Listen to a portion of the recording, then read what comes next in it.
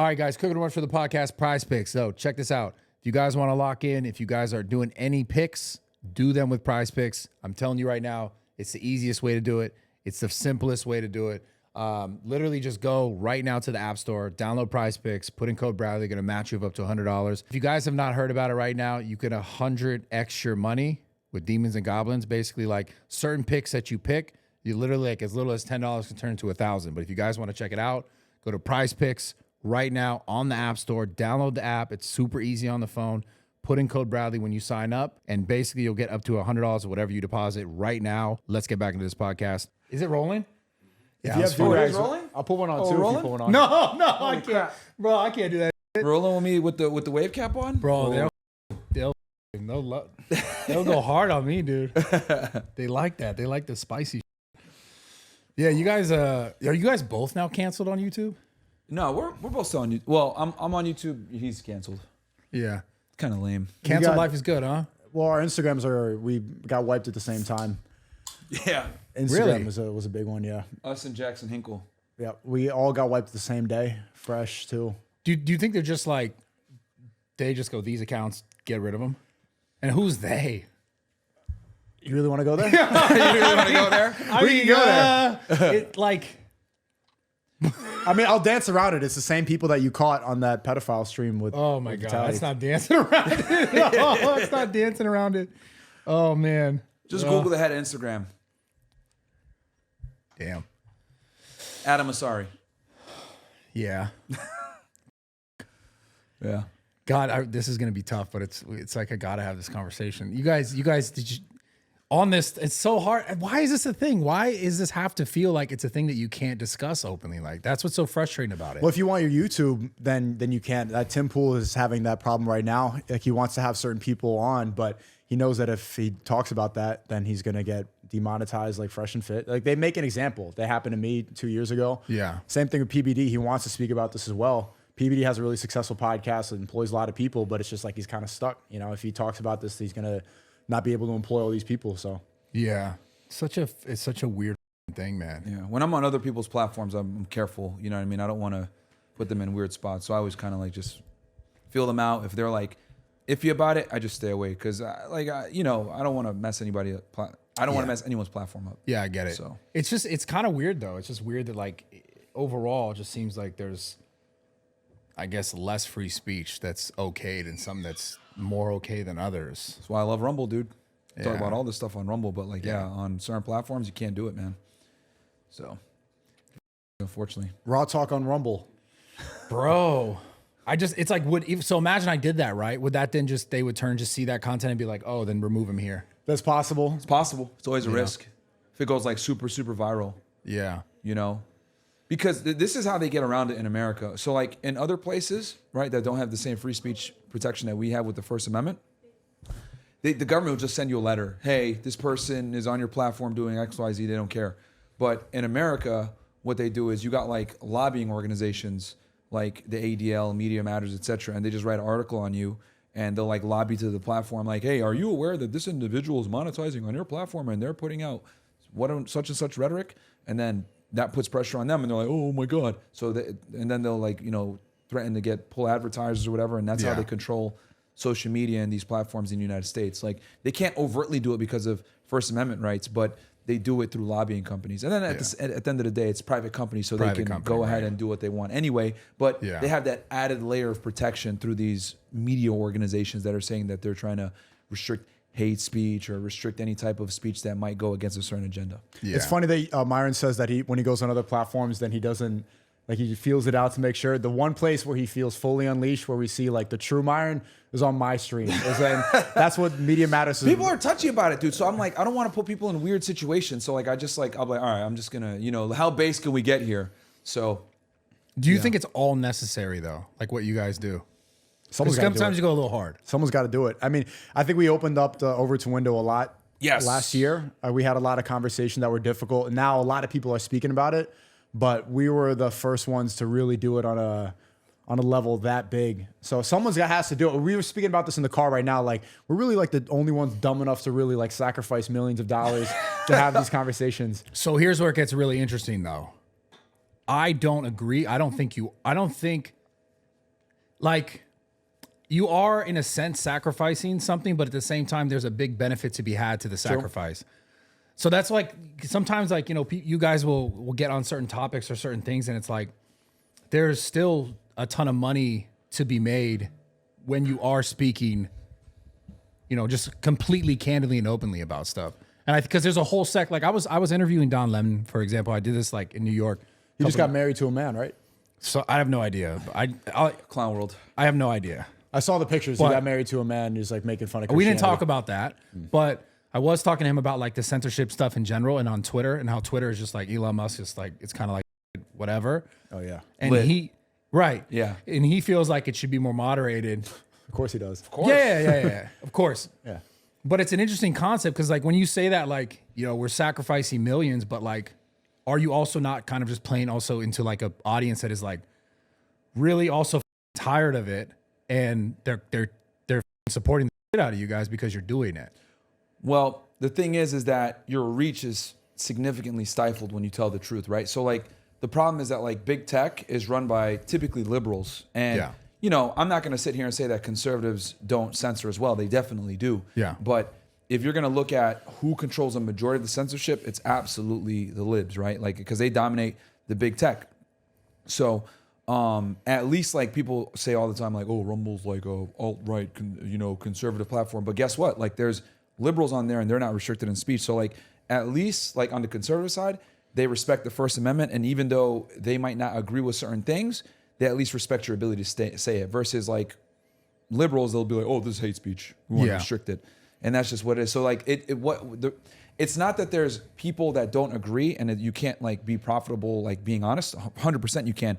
The problem is that your reach is significantly limited and they kick you off the platforms where you can reach those people. Yeah. So you can't even reach them because they have to find you on alternative websites where it's difficult. You know, thankfully we're still on YouTube, right? We got banned on Instagram, which kind of sucks. But let's be honest, Instagram isn't real anyway. I've never looked at Instagram as real. Like, you know, who's on IG? Thoughts, you know. Yeah, but everyone's on IG. It's a great networking tool. It's like a networking tool. Like I never considered Instagram as like a real like if you're like running a business off Instagram, like, right? And that's why these OnlyFans girls like go crazy whenever their account goes down. But like, you know, I think for like networking, putting your brand out there, marketing, cool. But like building a real business off of IG, I think is a serious problem. My whole business off of IG. Yeah, that's not true at all. You could sell a lot. Bro, but see, here's the thing though. You do, like, here's the thing. I would rather be on YouTube than IG, 100%, because you build a connection with your audience. They get to see you, they get to hear you, etc. You're not able to connect with your audience to the same level. What Instagram does is it amplifies a platform you've already built up on YouTube, and those people that are following you on Instagram probably found you through YouTube first and liked you there. So like, yeah, of course you could build a business on Instagram. Let me clarify.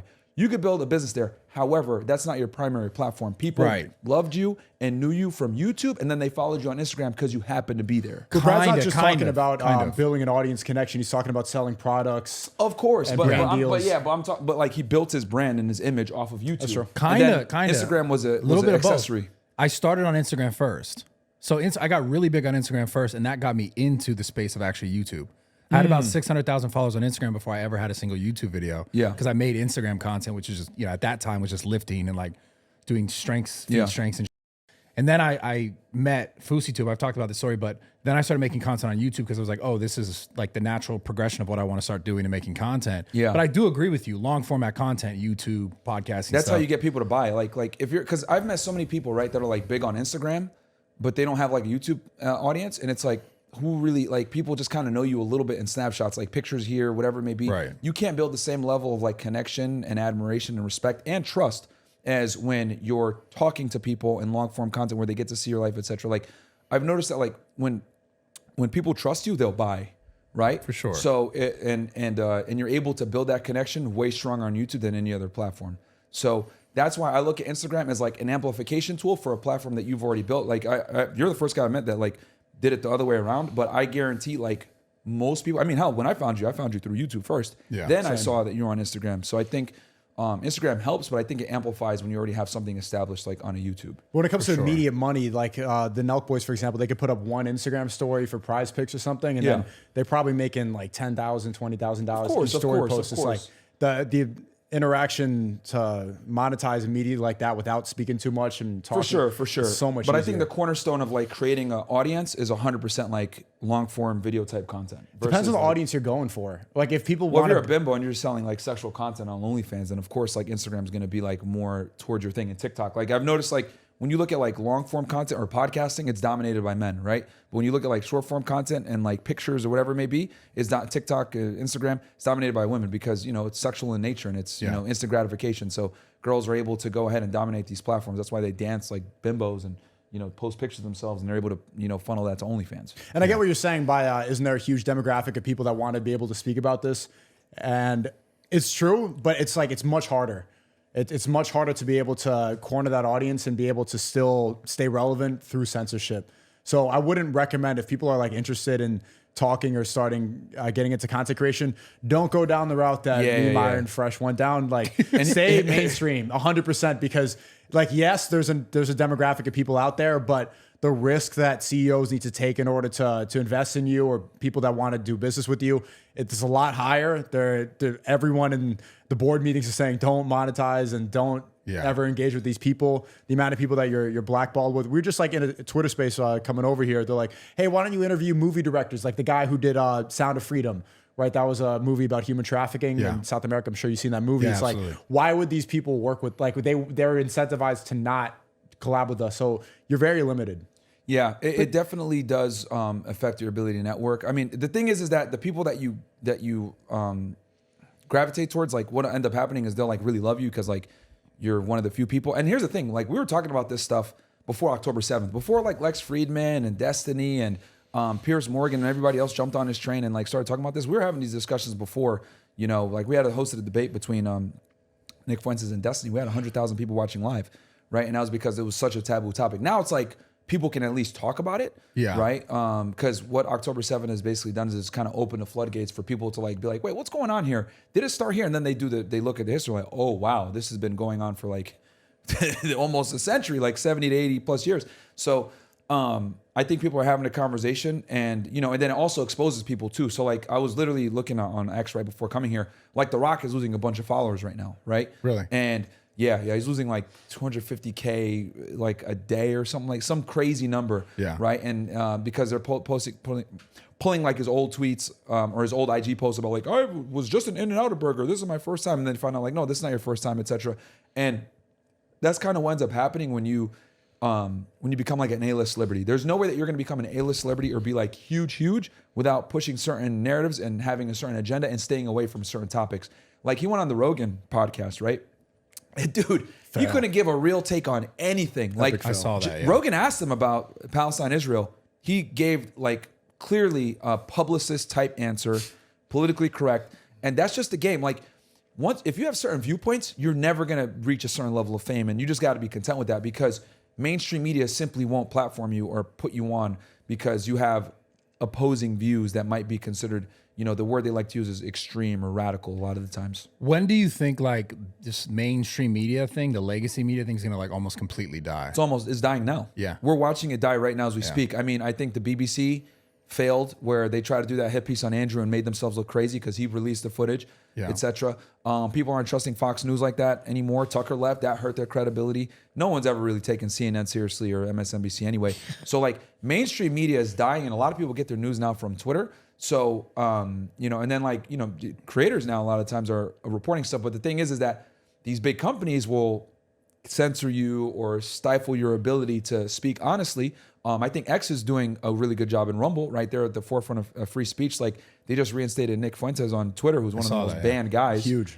Which I think was huge. He did a Twitter space and there were like almost 40,000 people in there listening. So clearly people want to hear opposing voices that have been That's what censored. I never understood that, where it's like, why would you just have this whole opposing side just silenced? That doesn't make sense to me. And that Well, it's only when you talk about a certain topic.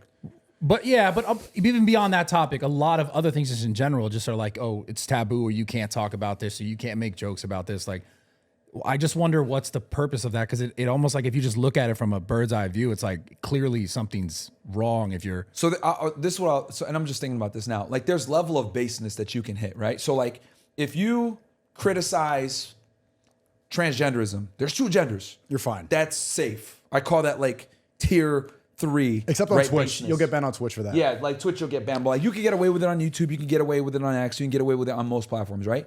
Then you can get into feminism is a lie, right? And you can start criticizing the horror culture, OnlyFans, pornography, etc., and use the premise of religion or whatever it be. That's fairly safe too. Then you can get into geopolitics, right? And if you take a conservative side and you avoid certain topics, you'll be safe, right? Kind of like what the guys over at Daily Wire do. But then once you go into a certain topic, which Candace Owens has treaded on a bit, and they got rid of her. Obviously, guys like Nick have talked about. Jackson Hinkle got banned. Like, then they really start to get into you. And it's that one topic that they will almost always get rid of you. Now, October 7th, so many people are doing it that it's almost hard to moderate. But prior to October 7th, if you talked about it, dude, it was like almost like an instant censorship. And For you a would long think time. that For a long time. you would think that they would just allow the market of free speech to be able to debate and oppose these points, right? If they really thought that they were wrong and these people are dangerous, then they would just let people ratio you and reply to you and have these open discussions. But they really just don't want you to have these conversations. They allow certain people to prop up, like Hassan Abi, you've had on the podcast. Yeah. He can be able to go on Piers Morgan. He'll go to mainstream media talking about this issue, but he's the selected guy because he won't go that far. They need somebody to speak about it where they think it's safe enough so that they can have the conversation and make it look like there's free speech, but when in reality there really isn't. He's also a woke. He's a liberal. So like That's why they allow him. he's afforded a certain level of protection. But people are waking up, dude. Do you guys ever think you go too far? No. I think you only go too far when you start advocating for violence. Like if you're going to that's say, a problem. That's never Yeah. good. yeah, that's never good. yeah. Other than that, when it comes to, I don't think there's any limitations on free speech. And I've been open about this. Like I've told people, like, dude, if you're ripping down posters of like innocent Israelis that were kidnapped, like you're a piece of shit.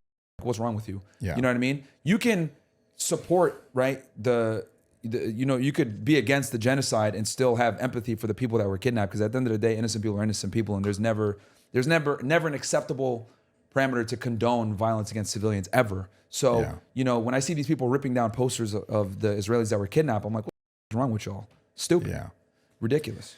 It just like, I don't know, man. It's just such a weird time and to be in the space of like talking and this whole, like even having a podcast and just feeling like you just can't fully say how you feel without feeling like you're going to be hacked. Yeah. It's insane.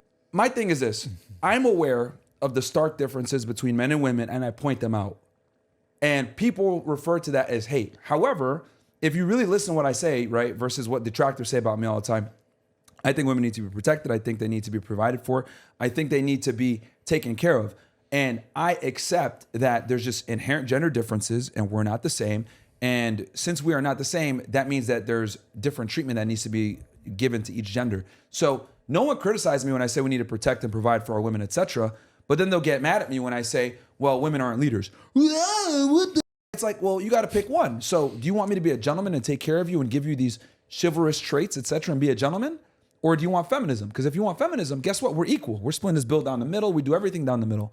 And the issue is that the problem with feminism is that it doesn't align with biological reality, right? Like what's politically correct and what's real are two different things. Like feminists will sit there and tell you, I remember this video went viral, this LA chick, she talked about how she went out with a guy that like paid the bill and took her on a real date and planned everything out and how she was so attracted and aroused by it versus other guys that she's met with in LA where, they're splitting bills down the middle or whatever. And it just goes to show like, your hard wiring is your hard wiring regardless of your political ideologies or whatever, right? Biology always trumps what's in what you think you know. So and I've always said attraction isn't a choice. So the reality is women are attracted to misogynistic guys, as they would define, that align with gender norms and gender roles. So that's what it is. So I just acknowledge this and I tell men to be men and be leaders and don't put your girl in a leadership role. And then people say I'm a misogynist for that. But then when I say women shouldn't work and men should provide for them and she should have the ability to work electively, they're like, oh, that's awesome. I agree with that. So they pick and choose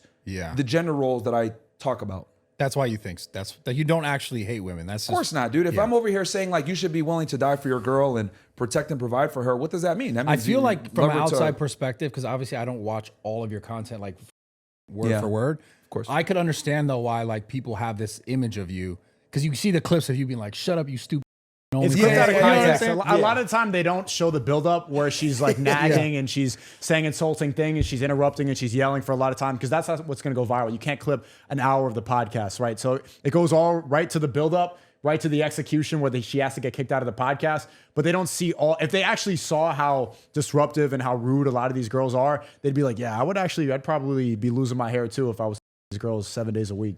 So another thing too, like people don't know, right? So we do our daytime show and then our nighttime. You know, because you've been around. Yeah. We do our daytime show where we, talk about making money on Money Mondays or how to date on Wednesdays or calling show, whatever it may be. Then we do the show with the girls. The stuff that goes viral is the stuff with the girls. But like just like Sneako said, we've been debating for like an hour and a half, 2 hours, and these girls get like really rambunctious. Remember, I'm dealing with like models, OnlyFans girls that are hot, girls that have never been told no in their life. So they're very pretentious. So I'm like, I have to kind of like maintain order on the show. Like, hey, she's talking or hey, stop interrupting, whatever.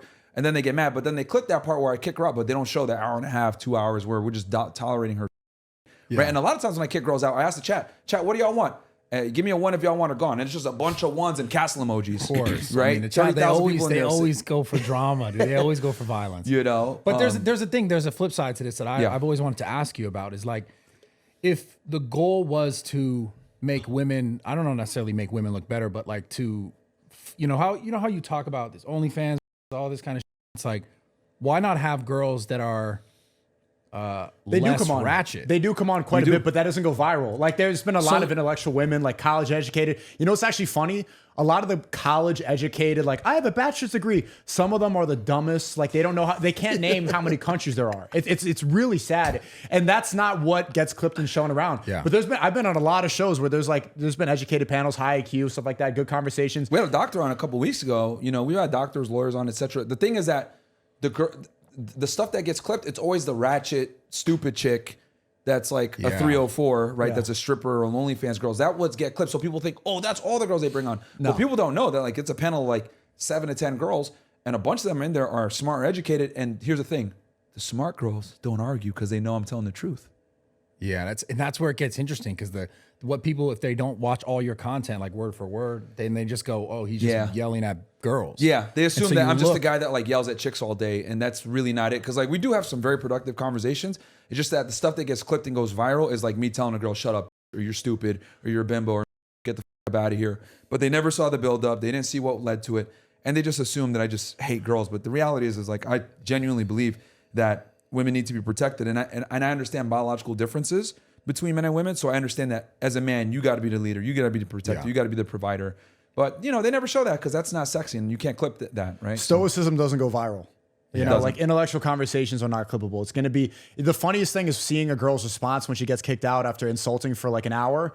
She'll get up and start twerking. It's like, you need to leave the show. She gets like, my natural. Or start fighting. Yeah, fight. Yeah, that was the last clip that went viral. It's going viral right now. It's like millions of views on like 20 million plus, probably like almost 50 by now. Yeah. Million views. Like, I told this chick to like leave because she was being rude. And then like, she walks out and she's like, before she first she started twerking. Yeah, you were there on that homegrown. It's homegrown. Like she starts like showing off her body. There. I saw the clip. And then she started fighting in the back. And she started it. Like people just think, oh, she got jumped. Absolutely, she's the one. And I broke down the footage. Like she grabs one of the girls next, who's supposed to be at the security. And shout out to Icy. And she started the fight 100%. Do you think a part like you also kind of feed into it for the clip stuff? So I've been asked that before. Yeah. I genuinely don't be, and I'll tell you why. Dude, it's a headache, man. Like talking to girls 3 times a week and doing 2 shows a day. Like I like to do regular shows where we're just chilling, having a good conversation, etc. But there's always like 1 or 2 girls on the panel, man, that's like just being an idiot, hurting the quality of the show. People in the chat are complaining, etc. because they're interjecting. I mean, imagine having like 10 people, right? And everyone has a mic and they can hear everything, right? So like, because some girls like to ad lib, like make comments on the side, like, bro, shut up. Like it's a podcast. Period. Like the stupid play. Or like Jim Jones in 2006, like, like Young Jeezy.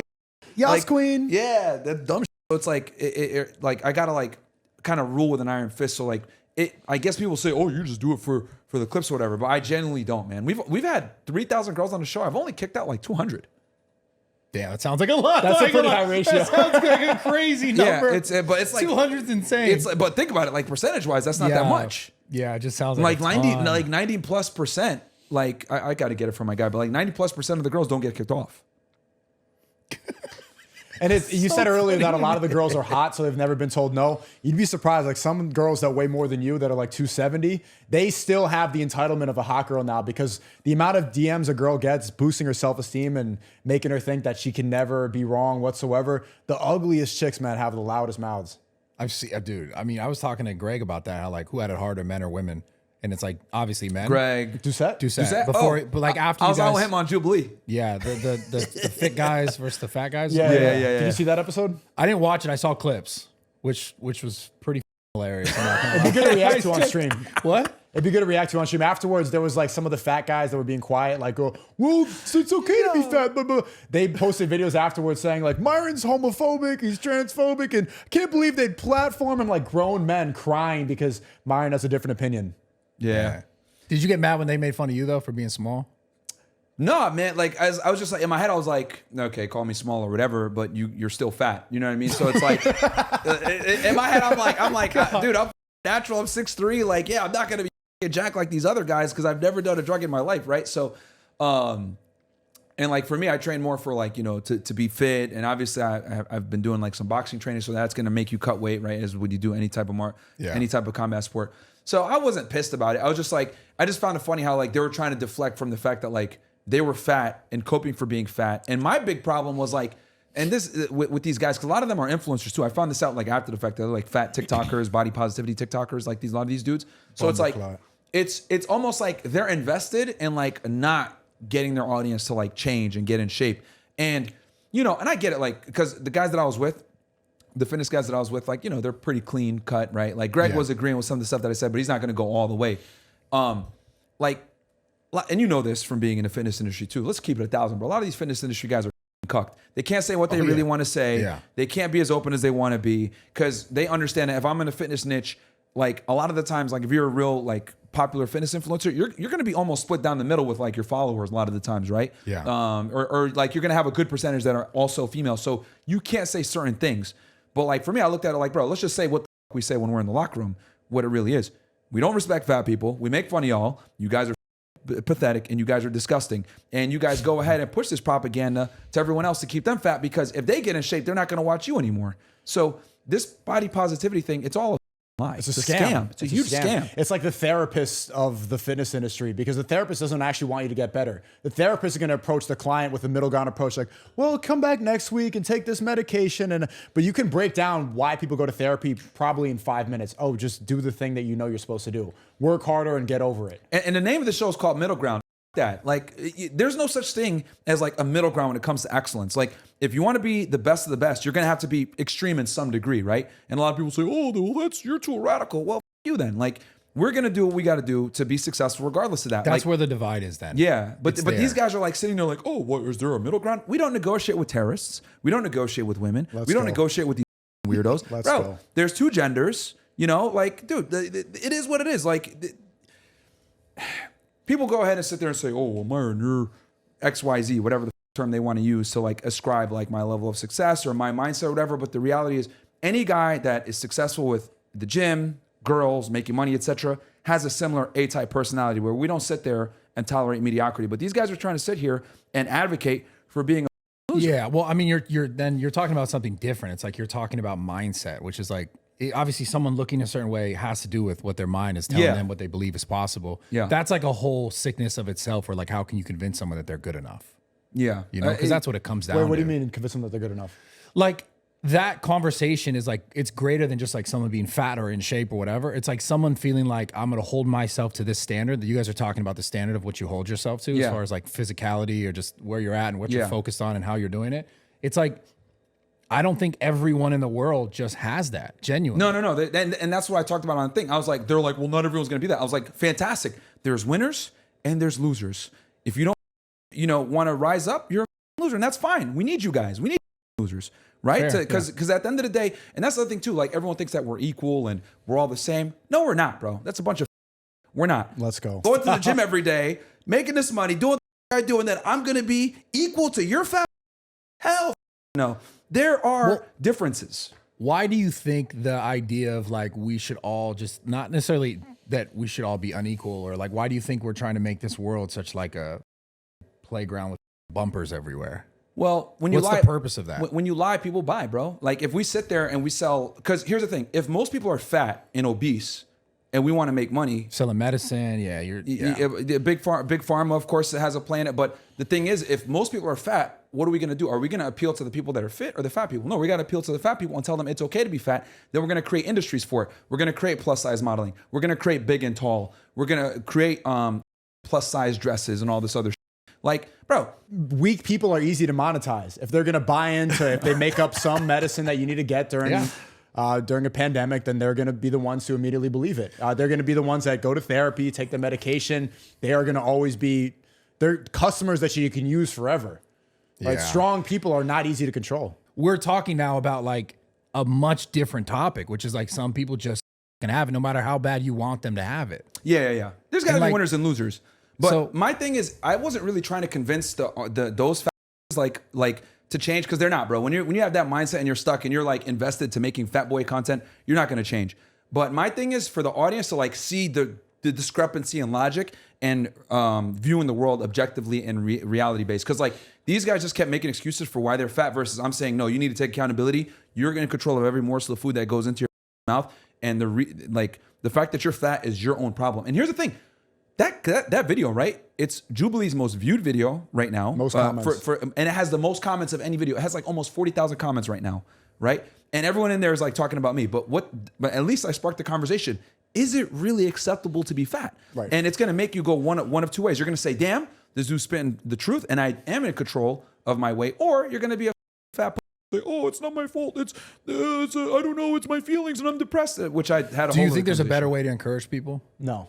It doesn't work. Shaming is one of the alternative doesn't strongest. work. Like saying that it's okay and that it's okay and you're good enough and there's going to be time. They're going to think, oh, well, they're going to have a mediocre approach to it. Even what you said just now, being fat is not healthy. That's a controversial opinion. A lot of these people a lot of these people in LA will look at Lizzo. Oh, Lizzo's in the gym. She'll post a couple pictures on the treadmill and they'll think that this is something, oh, she's on stage dancing. Can I steal a drink from there? So it's fine.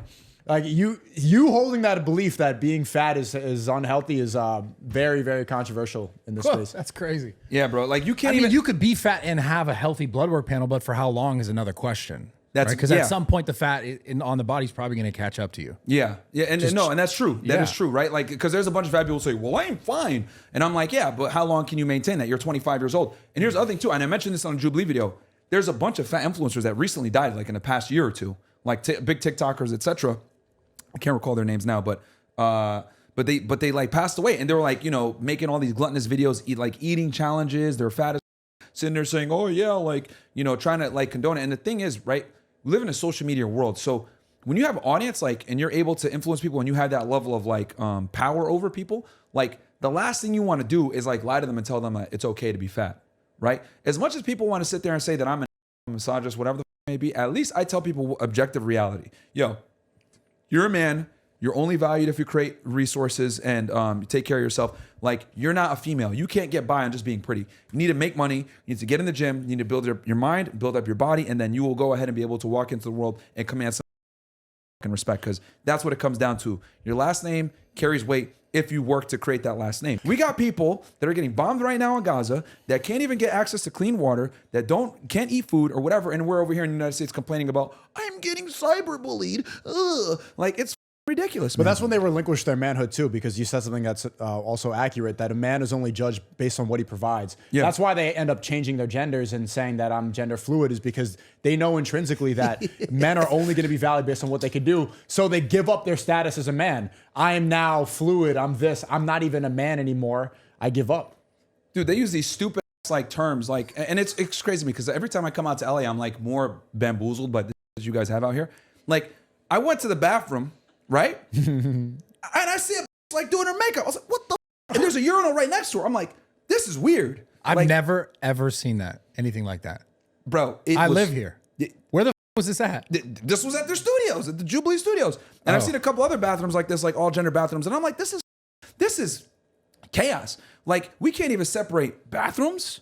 Like, bro, I don't want to be taking a piss and shaking one out, like, you know, to get the piss off me or whatever. And you flick it on a girl. And then the girl's next to me doing makeup. That's weird. That's weird. That's really that happened. I mean, I've seen the all gendered bathroom, but like normally it's singular. Nah, man. It was like there was a urinal in there. There was like a stall and all this other. Makeup center. Yeah. Yeah, dude. I was like, what the. You get a number? My world. No, man. I walked out. I didn't go in. I saw her doing the makeup. I had to piss bad too. I just like walked out. I was like, I can't do this. This is weird. Oh. You know, and it opens up the door for like a bunch of other weirdness, right? You got like these trainees going into bathrooms. Like, what if there's a kid in there, right? Yeah. Like that's my issue with it. So, you know, and these woke liberals like refuse to acknowledge reality. Like this is like, dude, there's two genders. Like if you die, let's say you identify as a woman now, whatever, and you're a guy that transferred over.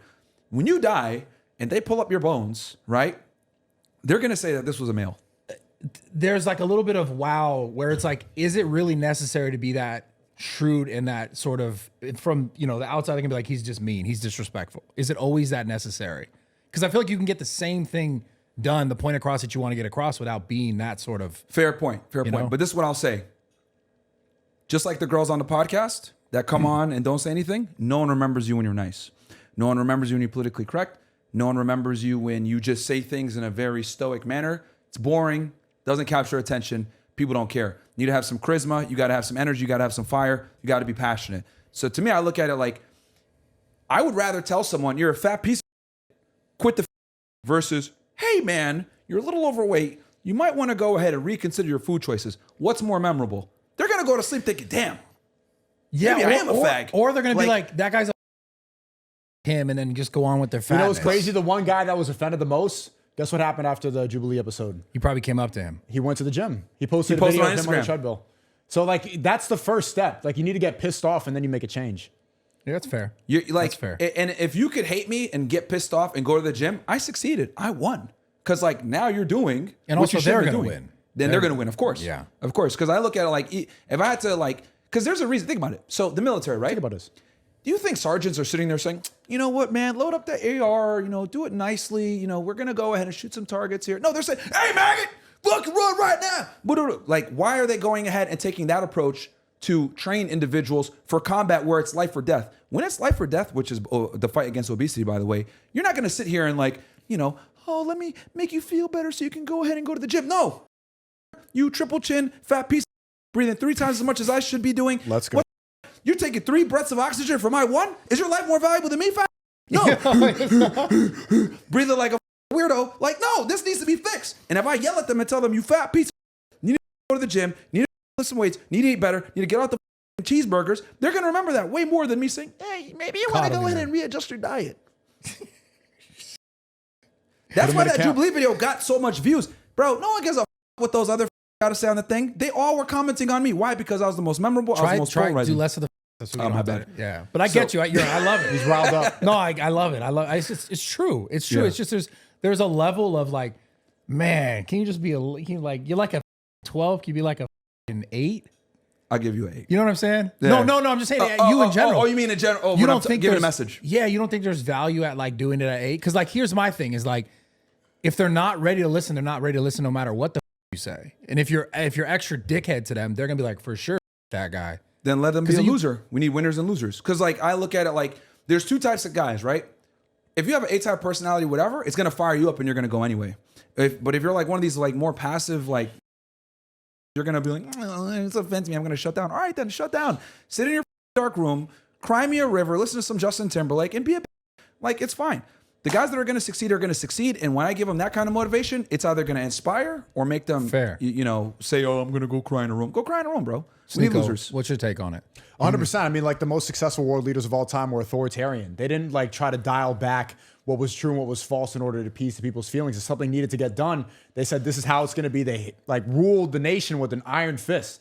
You need people that it's refreshing. We're content creators, or we're not nation leaders. You know what I'm saying? I know, but that's saying that the middle ground approach is not effective because people are going to be like, well, yeah, you're okay. But sometimes you have more influence than national leaders. That's true. That's why mainstream media is dying so much. Yeah, like some of these creators have more influence than national leaders. Right. Politicians don't have movements behind them anymore. I think that more people would go to like a Fresh and Fit podcast rally than a Joe Biden rally. I think you could have actually more people show up to like let me, hey, gym protest. And there's going to be more energy for the fact that they close down your gym than a Joe Biden rally any day. And he's the sitting president of the United States of America. It was lit. We did that. Where do you think there was more energy? Like outside a gym with some kids who are upset about the gym closing, or Joe Biden talking about whatever? Obviously outside the gym, bro. No one gives a And that's fuck the for sitting sure. president. So this is important to talk about. It's refreshing because this like la da da da da.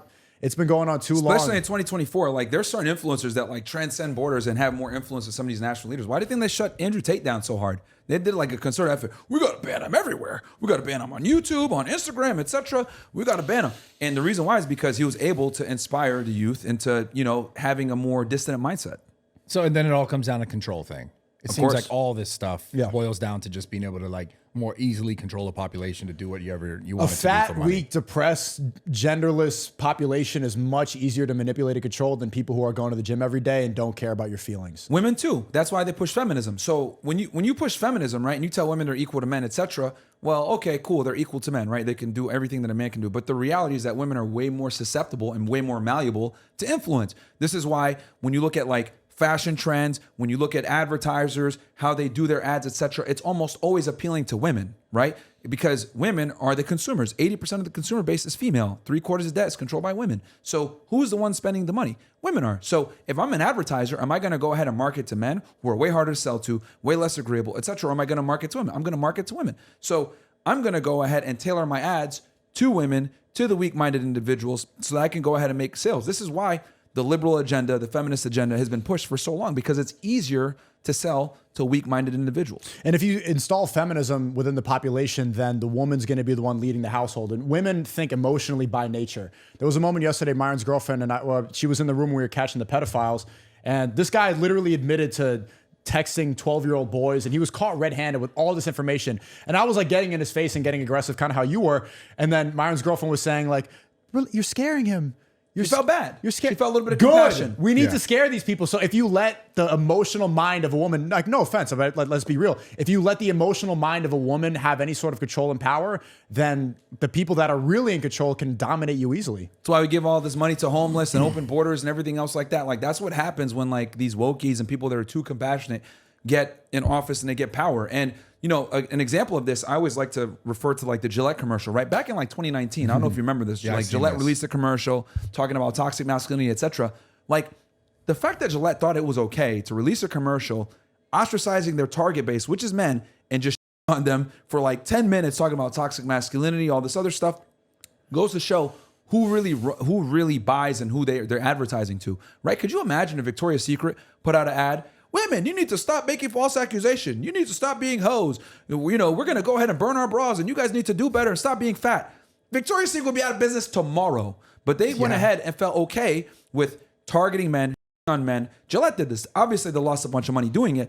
But the fact that they even thought it was appropriate to do it tells you the current culture that we're in now, where advertisers are more concerned with being woke. They're more concerned with appealing to females, etc., because they know women spend the majority of money. So if you go ahead and you have a population that's run by women that are malleable to influence, and then you got a bunch of wokey men who are fat, weak, not going to the gym, not taking the health serious, and they're concerned with being politically correct, you can easily control the population.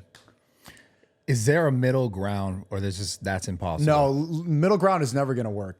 It's never going to work because then too many people you need to have somebody like a dictator tell you right from wrong.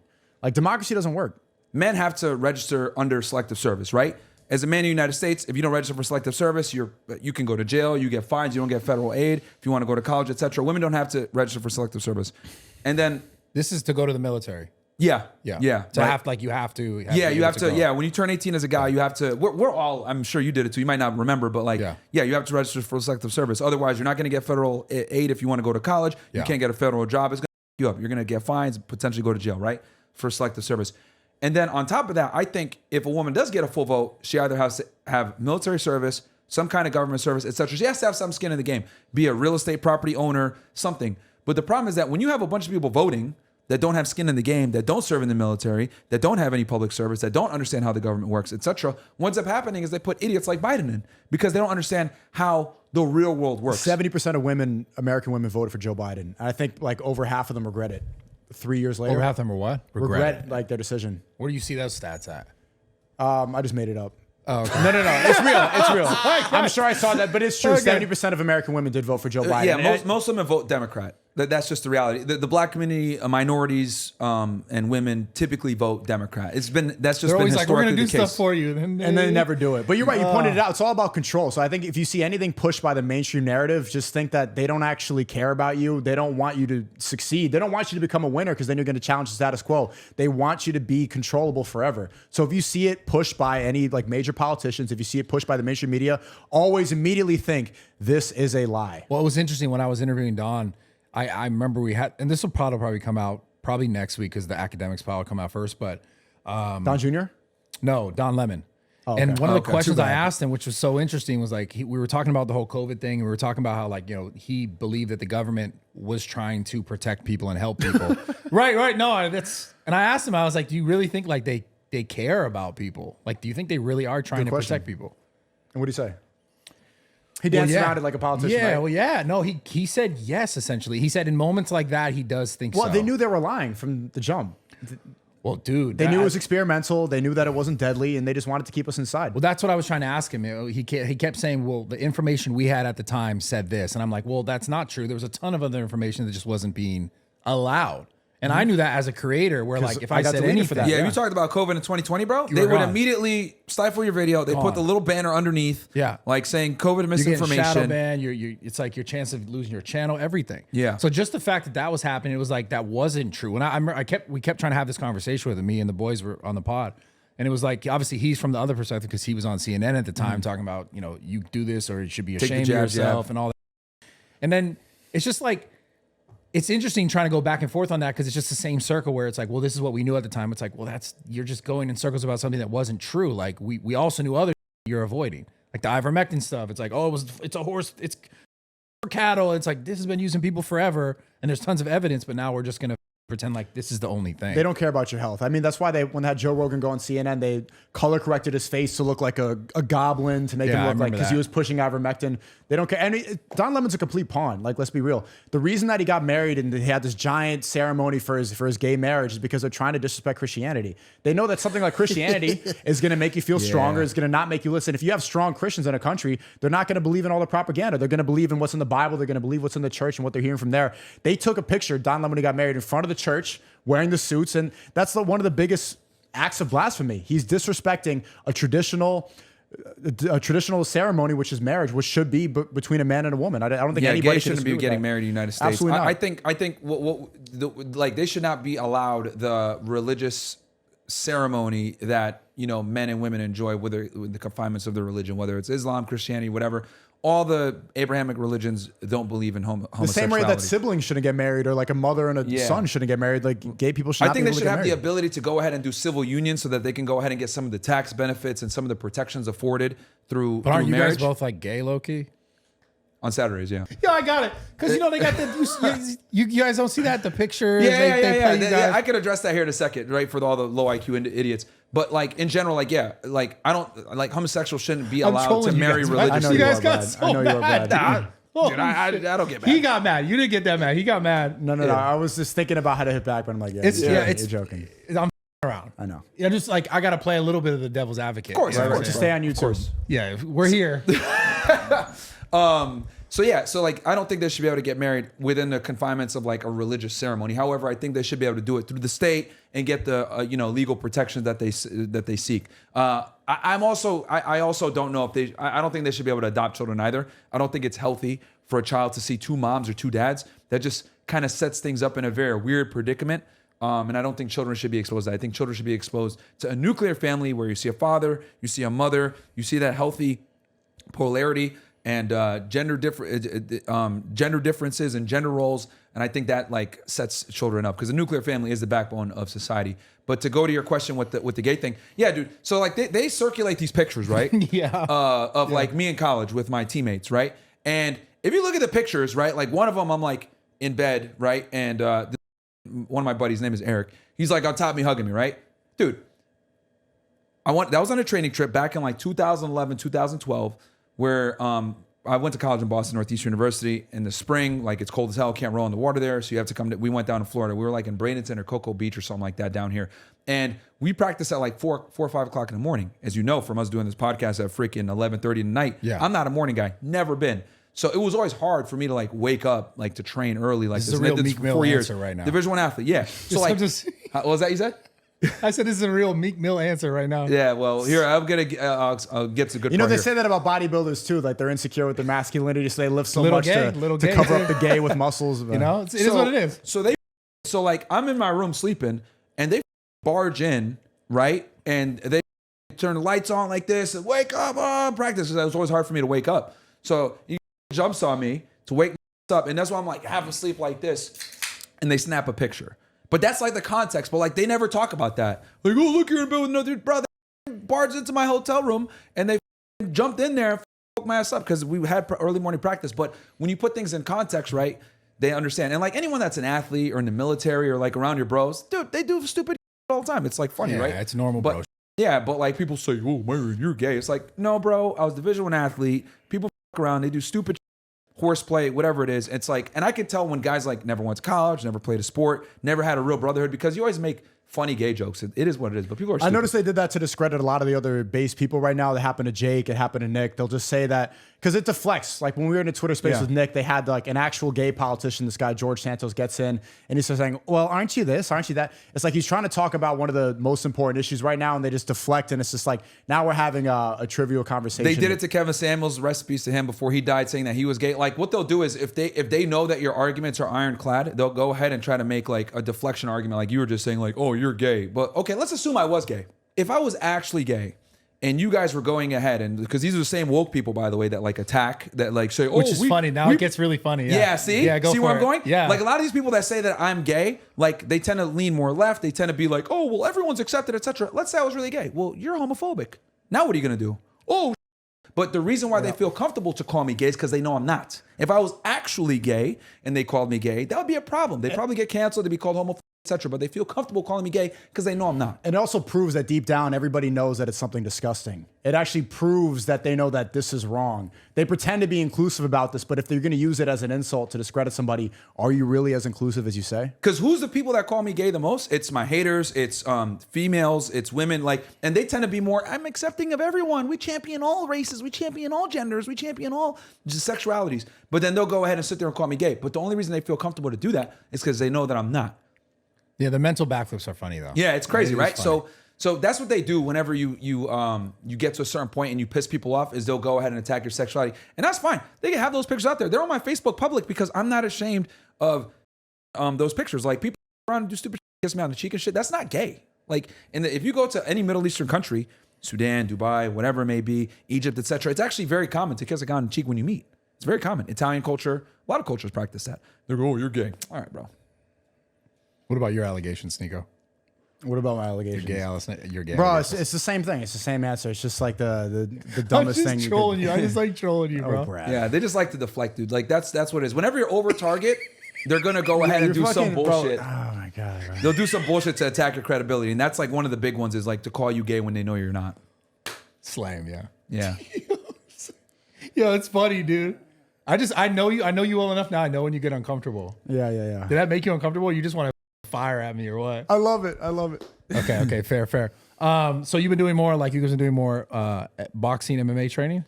Yeah, I have been. Yeah, I took a little bit of a break, but I'm gonna get back into. I was literally talking with my boxing coach. I just sparred. Yesterday. I sparred Anderson Silva's son, Gabriel Silva, like just now, and it was good to get back in there. I kind of like slowed down during Ramadan, but I've been training again. Once I get up to 260, man, rematch time. We got to run that. Rematch time. We got to run that. We got to run it back. I'm excited. How much do you weigh? About 190. I fluctuate between 190 to 200. Yeah. You got to put some weight on, bro. I'm okay with my weight. I mean, Rampage Jackson was. I like it, man. I like this weight. See, I don't need to go tack on a bunch of like extra muscle in order to prove my masculinity. It's good. This is a good weight class, and also because I have good reach and I'm tall. That when I start fighting, I'm gonna have a giant advantage. Okay. I see your point from a fighting perspective. I'm okay at my weight. I'm okay. He calls me sticko. It's fine. Like the same thing. He makes fun of fat people. I get made fun of for being skinny too, but I'm comfortable at this weight. As long as you're in shape, I think that's what really matters the most. And I go to the gym almost every day. Yeah. What do you guys enjoy doing the most right now? Making fun of people on the internet. I think it worked. I'm trolling. I was like genuinely thinking. I'm trolling. What do you actually enjoy doing the most right now? I've recently got back into gaming. Right. Oh, let's go. Yeah, Me too. I recently got back. I started streaming Overwatch. I play Overwatch 2. Bro, no way. Yeah. No. Yeah. Do you really? Overwatch 2, yeah. Bro, You we play? have to play. Yeah. I'm so good. What's your rank? I'm not. I'm normally a diamond. What are you right now, though? Come on, man. I'm a diamond.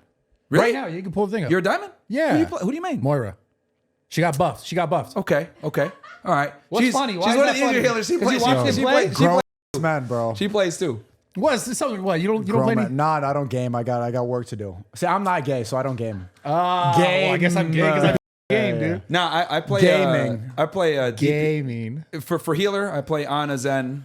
And then I play Zen too. You play Zen too. Yeah. And then for DPS, McCree Soldier. I like hit scans. See, he hates this right now. I love it. Why are you a hater? No, seriously, we should play. Yeah, let's play. I didn't know you're a diamond. That means you're pretty good, bro. I'm diamond good. too. No, I'm really good. Yeah, I'm diamond as well. I'm diamond.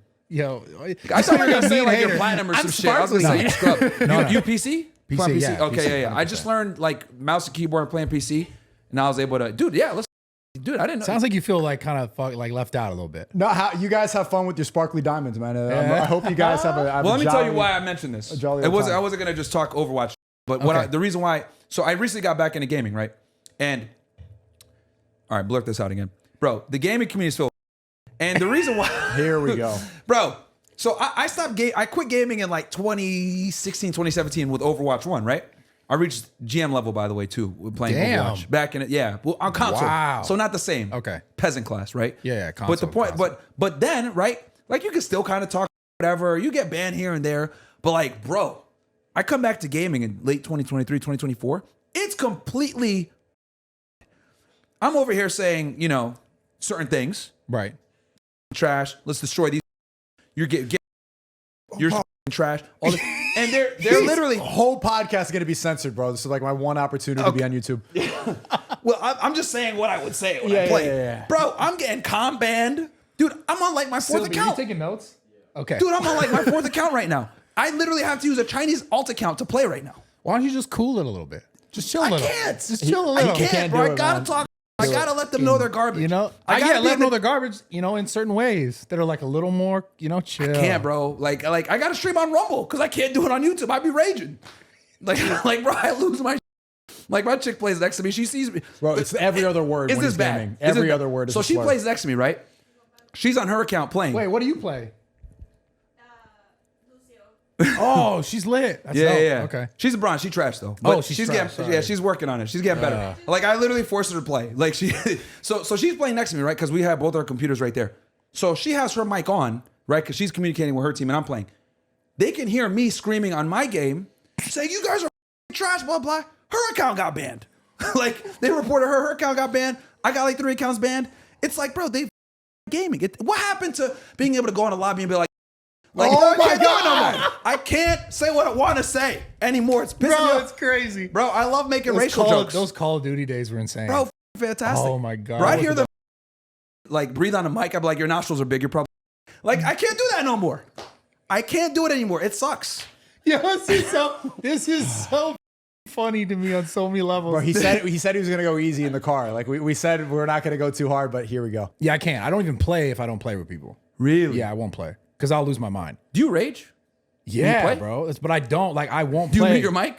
Like, Yeah, I don't. Well, Yeah, man.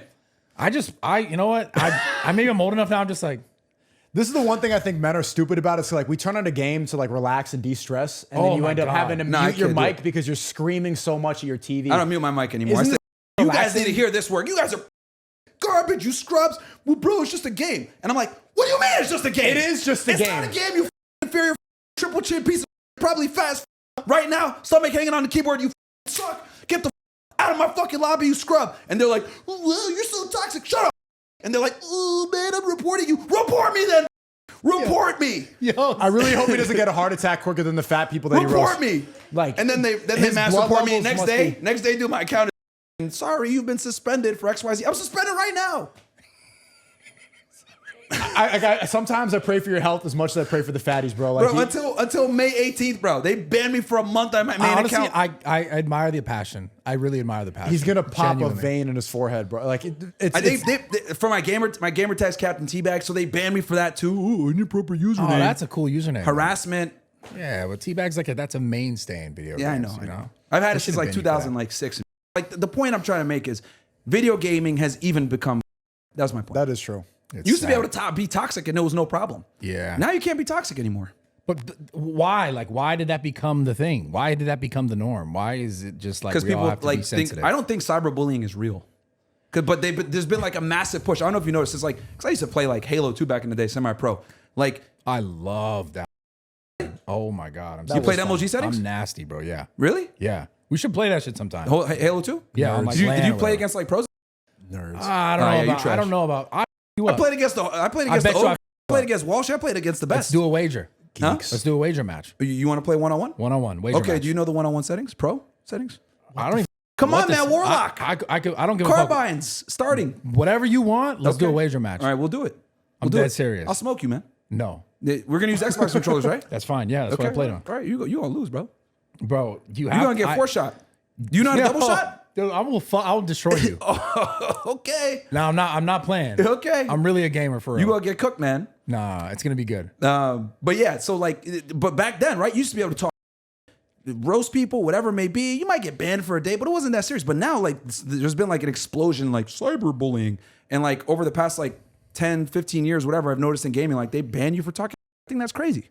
I think Yeah. trash talking is a part of the game. Yeah, I agree. Yeah, I agree. You need to be able to tell people they're trash. Yeah, I agree. So that's know? the only way they're gonna get better. Yeah. If they, but dude, still though, it's just like the delivery. Your delivery is just like bring it Dude, down. the thing that enrages Bring me it the most down, is when man. people say it's just a game.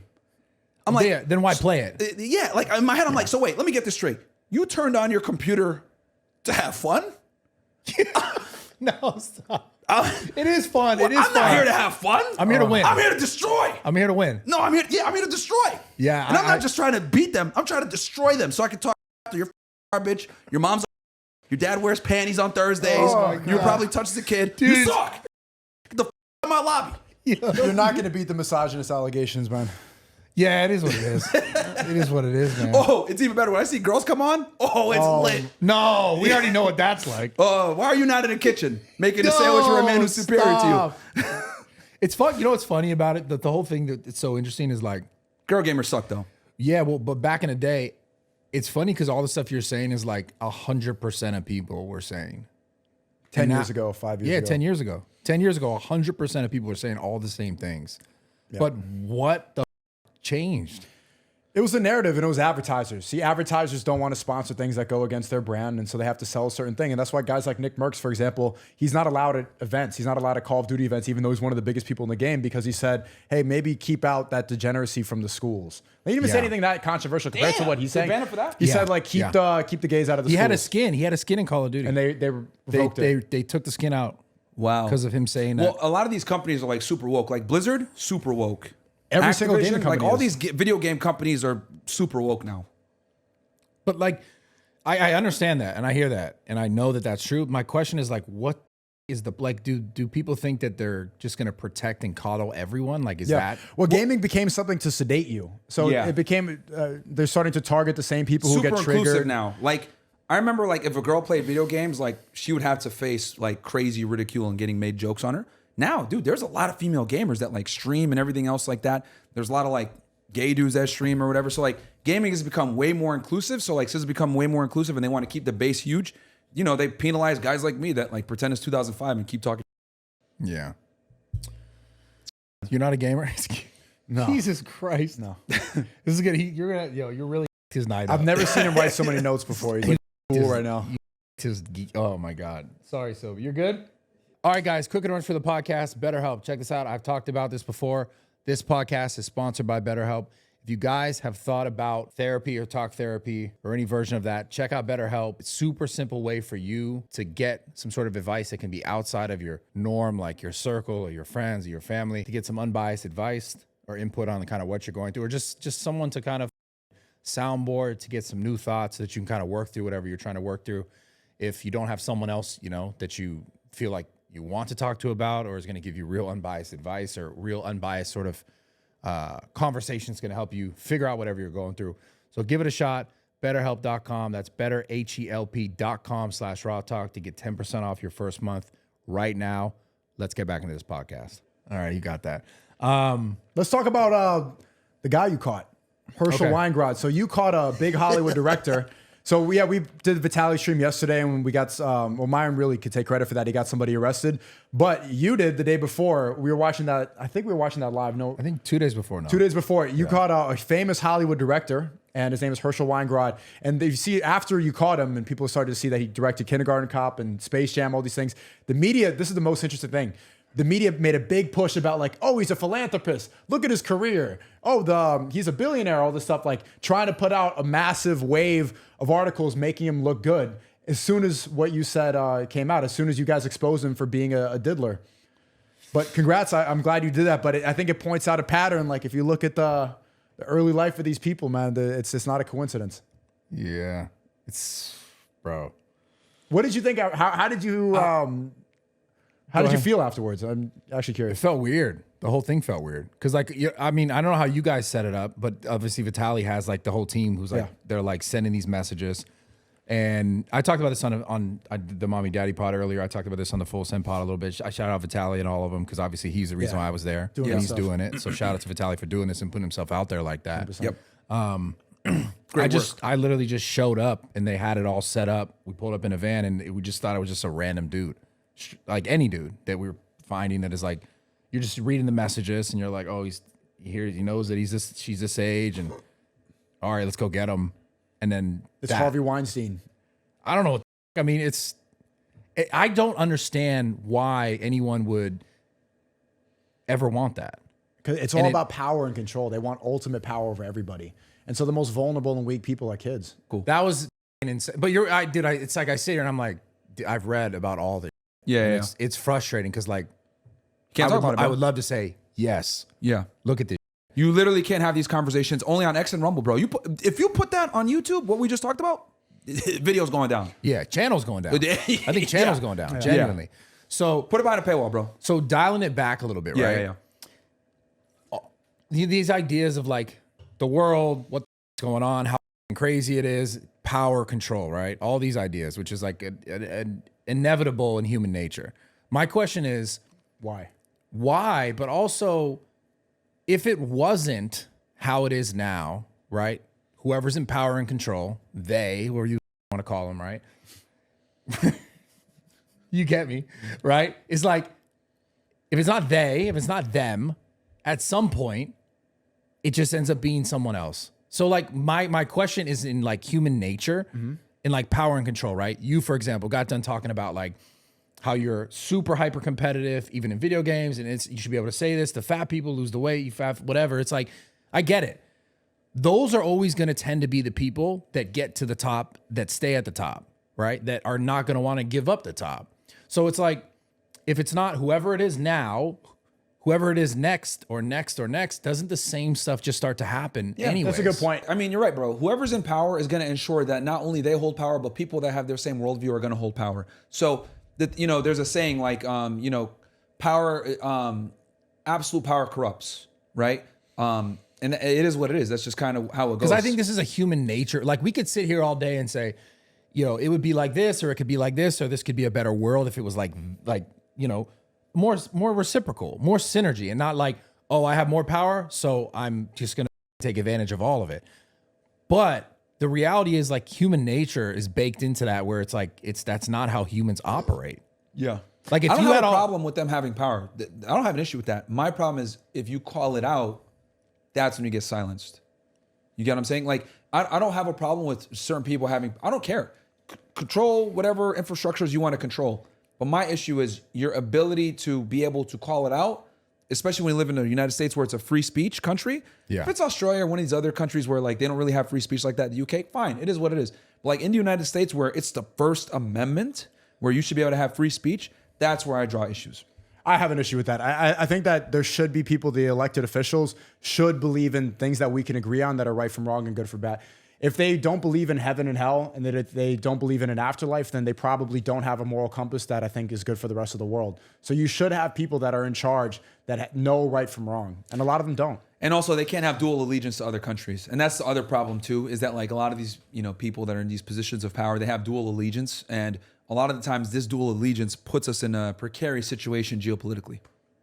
Yeah, but your point about like if believing in a god or otherwise you're just gonna like do something and just take advantage of people. It's human nature. Yeah, but you don't think that there is just good in people where even if you didn't have that sort of belief that you couldn't be a good person? You can, but it's easier to corrupt those people. Like it's better to follow somebody who has a strict set of rules about what's right from wrong, or else they're going to be able to stray away very easily. Absolute power corrupts absolutely. That's what the phrase. That's what the saying. You can be a good person, but these people they bend and fold much easier without specific guidelines. So you don't think a person could just create their own guidelines, like just being a good person, like whether they're religious or not? But how do we know what that is? Right? Because like there's certain innate things. But there's a lot of things we disagree on, like Don Lemon getting married to another man. You're like, okay, it's not hurting so much. And then where do you draw the line? And then a mother and son are getting married. And then like, well, some people say it's okay. Like they seem happy, blah, blah, blah. There should be someone that says, no, this is absolutely wrong. I don't care if they're happy. This is not good in society. Or like a man marrying a dog. Like, yeah, they might be happy. Religion provides those parameters. You need to have specific guidelines because if you just say like, oh, we're good from bad, then you let humans judge good from bad. And we're flawed. I'm flawed. You're flawed. We are always going to make mistakes. The one perfect thing is God. Yeah. Yeah, I'm definitely not disagreeing with that. Yeah, I hear that. And secularism does breed like degeneracy, and a lot of the problems that we have in society now comes from secularism. So and I'm not perfect either. But I can objectively look and be like, okay, secularism has created a bunch of problems that we have right here in modern day society. That's led to the disintegration of the family unit, religion, etc. All these like things that used to kind of be in place to keep society pushing forward. The United States was strongest when 1940s, 1950s, etc. And when we were a very powerful Christian country where we prioritized the family, having children, etc. But now we're moving more towards let's just have fun and party and more degenerative lifestyle that's more concerned with today versus the future.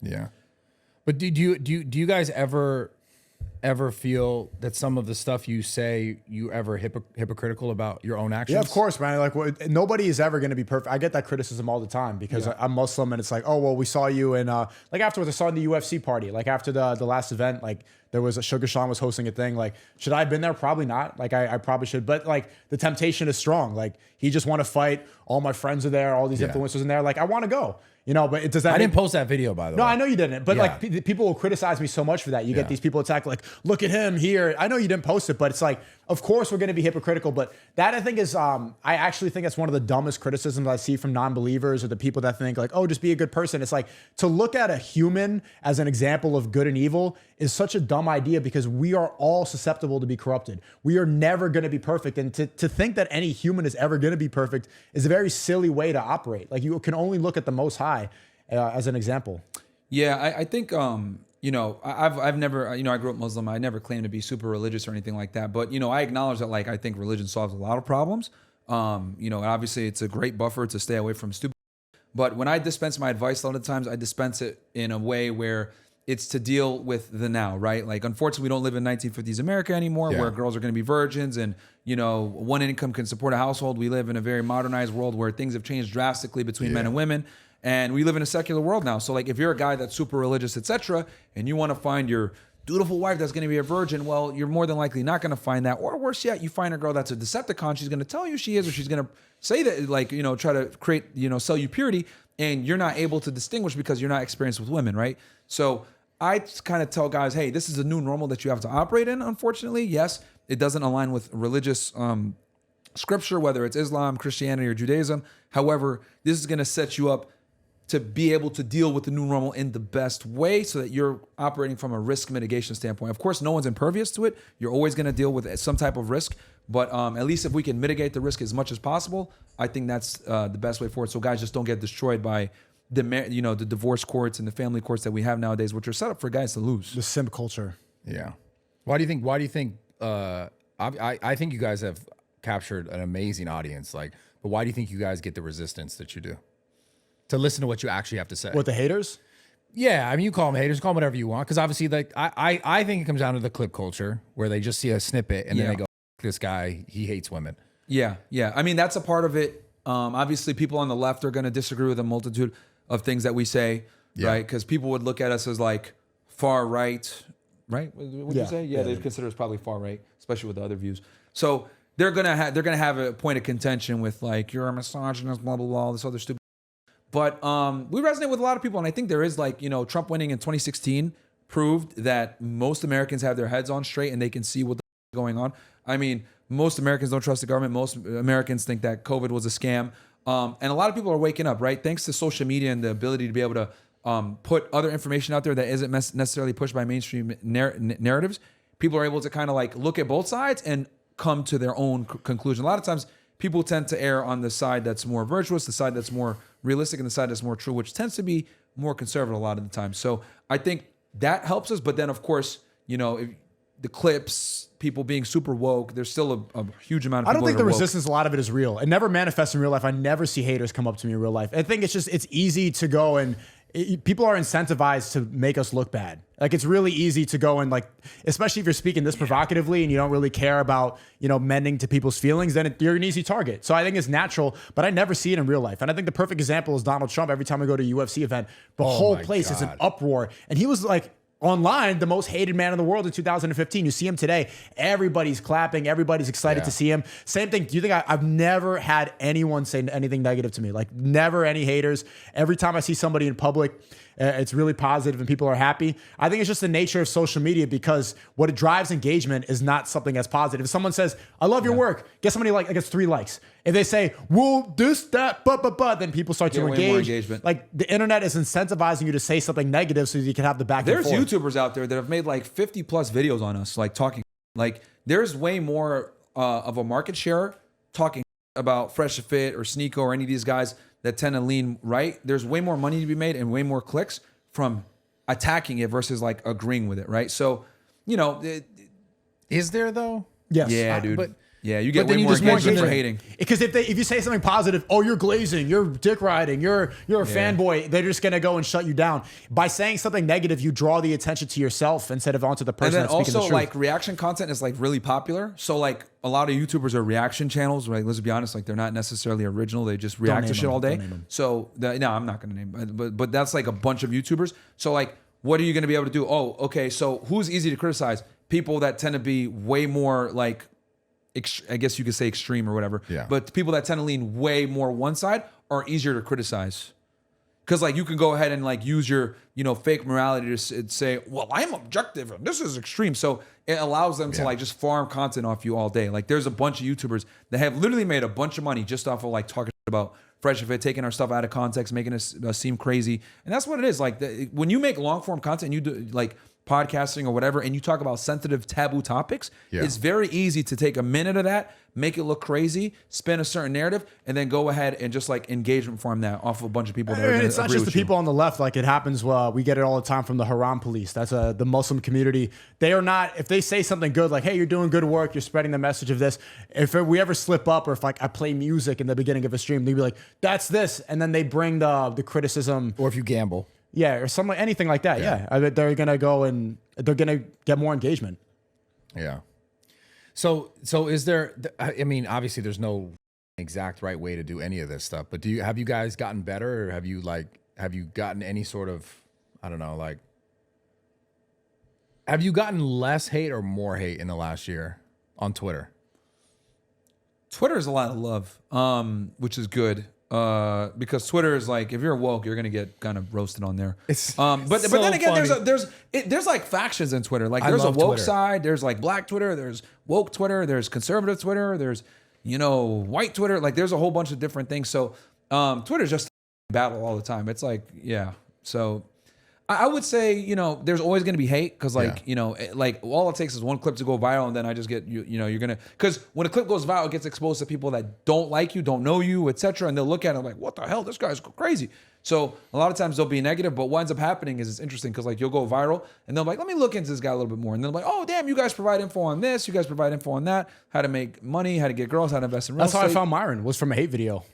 You know, and then Which one? Which one? I don't want to give them attention, but like, yeah, just reaction videos like, oh, fake alpha male, fake alpha male. I'm like, well, actually, I started watching their podcast. Oh, they're making good points. And now it's funny. I get the same exact hate people saying the same stuff about me. It's funny because I've never called myself an alpha male. Never. I've never said that either. Yeah, like, isn't it funny? Like, I think they've made like videos on you saying, look at toxic alpha male. It's like, bro, none of us have ever said that. Yeah. But they just say toxic alpha male. None of us have ever called us that. Well, they're just they're just saying it basing off the points and the things that you say, or you know, the moments that you have. Yeah, but again, like reaction YouTube is huge. So like, you know, there's a bunch of creators that like, you know, just sit there and just talk shit about other YouTubers, and it's like an entire economy. So like, you know, you're always going to target people that tend to lean aggressively one side, so you could go see them as impartial. And that's what reaction YouTubers are. If you look at them, most of them are like fence sitters. They don't really have like, they don't really stand for anything. They're just like, oh, let me just react to this crazy wokey. Let me react to this crazy conservative. And they just kind of sit in the middle because that is more, that's where they're incentivized to stand so that they can make the most amount of reaction content, which generates the most amount of money. And never get banned. That's why I don't respect most reaction YouTubers, because like you guys are not real creators. You guys sit there and react to other people and try to take contrarian points all the time, but you don't really stand for anything. You just sit there so you can make money on AdSense. Yeah. Most of them. What do you guys think about me? Because I'm a little bit in a weird position. I mean, you don't do reaction. You have good conversations with people. You're able to. What I like about your podcast is that you talk to people from all different sides. Yeah. Right. Could you go a little harder? Absolutely. For sure. I mean, everybody has their role in this game, right? If we were all far right, fake alpha males, all this stuff, then nobody would have any sort of dialogue or conversation. There's supposed to be people at different points of view. So it's important to have someone who's like, you know, kind of sitting on the fence, but still, you know, it's important. It's important. And and I've talked about this with Sneako before. One thing I respect about you, Brad, that I've always admired was you've been able to kind of reinvent yourself. So like, you know, I've talked about like how fitness YouTube is kind of dead, and you kind of saw that coming. Oh yeah. And, you know, you can only count your macros and do gym vlogs for so many long. chest day videos you can make. So it's like you're one of those like creators that like didn't fall off, right? Like I remember seeing you like an era with like Jeff Side and Matt Ogus and all these guys. They've all fallen off. Like I don't know where any of them are anymore, right? Like especially on YouTube, like a lot of the legacy Gymshark athletes, like they're all like just gone, right? And just stopped making content, or they just slacked off, or they're just not relevant anymore. And I still like them. Like I've like in my early 20s watching these guys. Yeah. So like you've been able to kind of reinvent yourself and like align yourself with certain creators and stay relevant. And like I think that's like a play in itself. And you've been able to always be fairly objective in like your interviews and who you deal with, etc. And you know, not going too extreme in one way or whatever. Because at the end of the day, you know, and you're in a fitness niche, so like you don't need to go give your geopolitical takes or whatever. Like that's not your style. But I think that's great, man, that you're able to go ahead and network with a multitude of different people with different viewpoints, etc. And it's something I've always admired and respected. He's calling you a grifter in a really nice way. Yeah, that was really sweet of him. Wow. Yeah. No, man, that was amazing. bro, like no, because like here's the thing.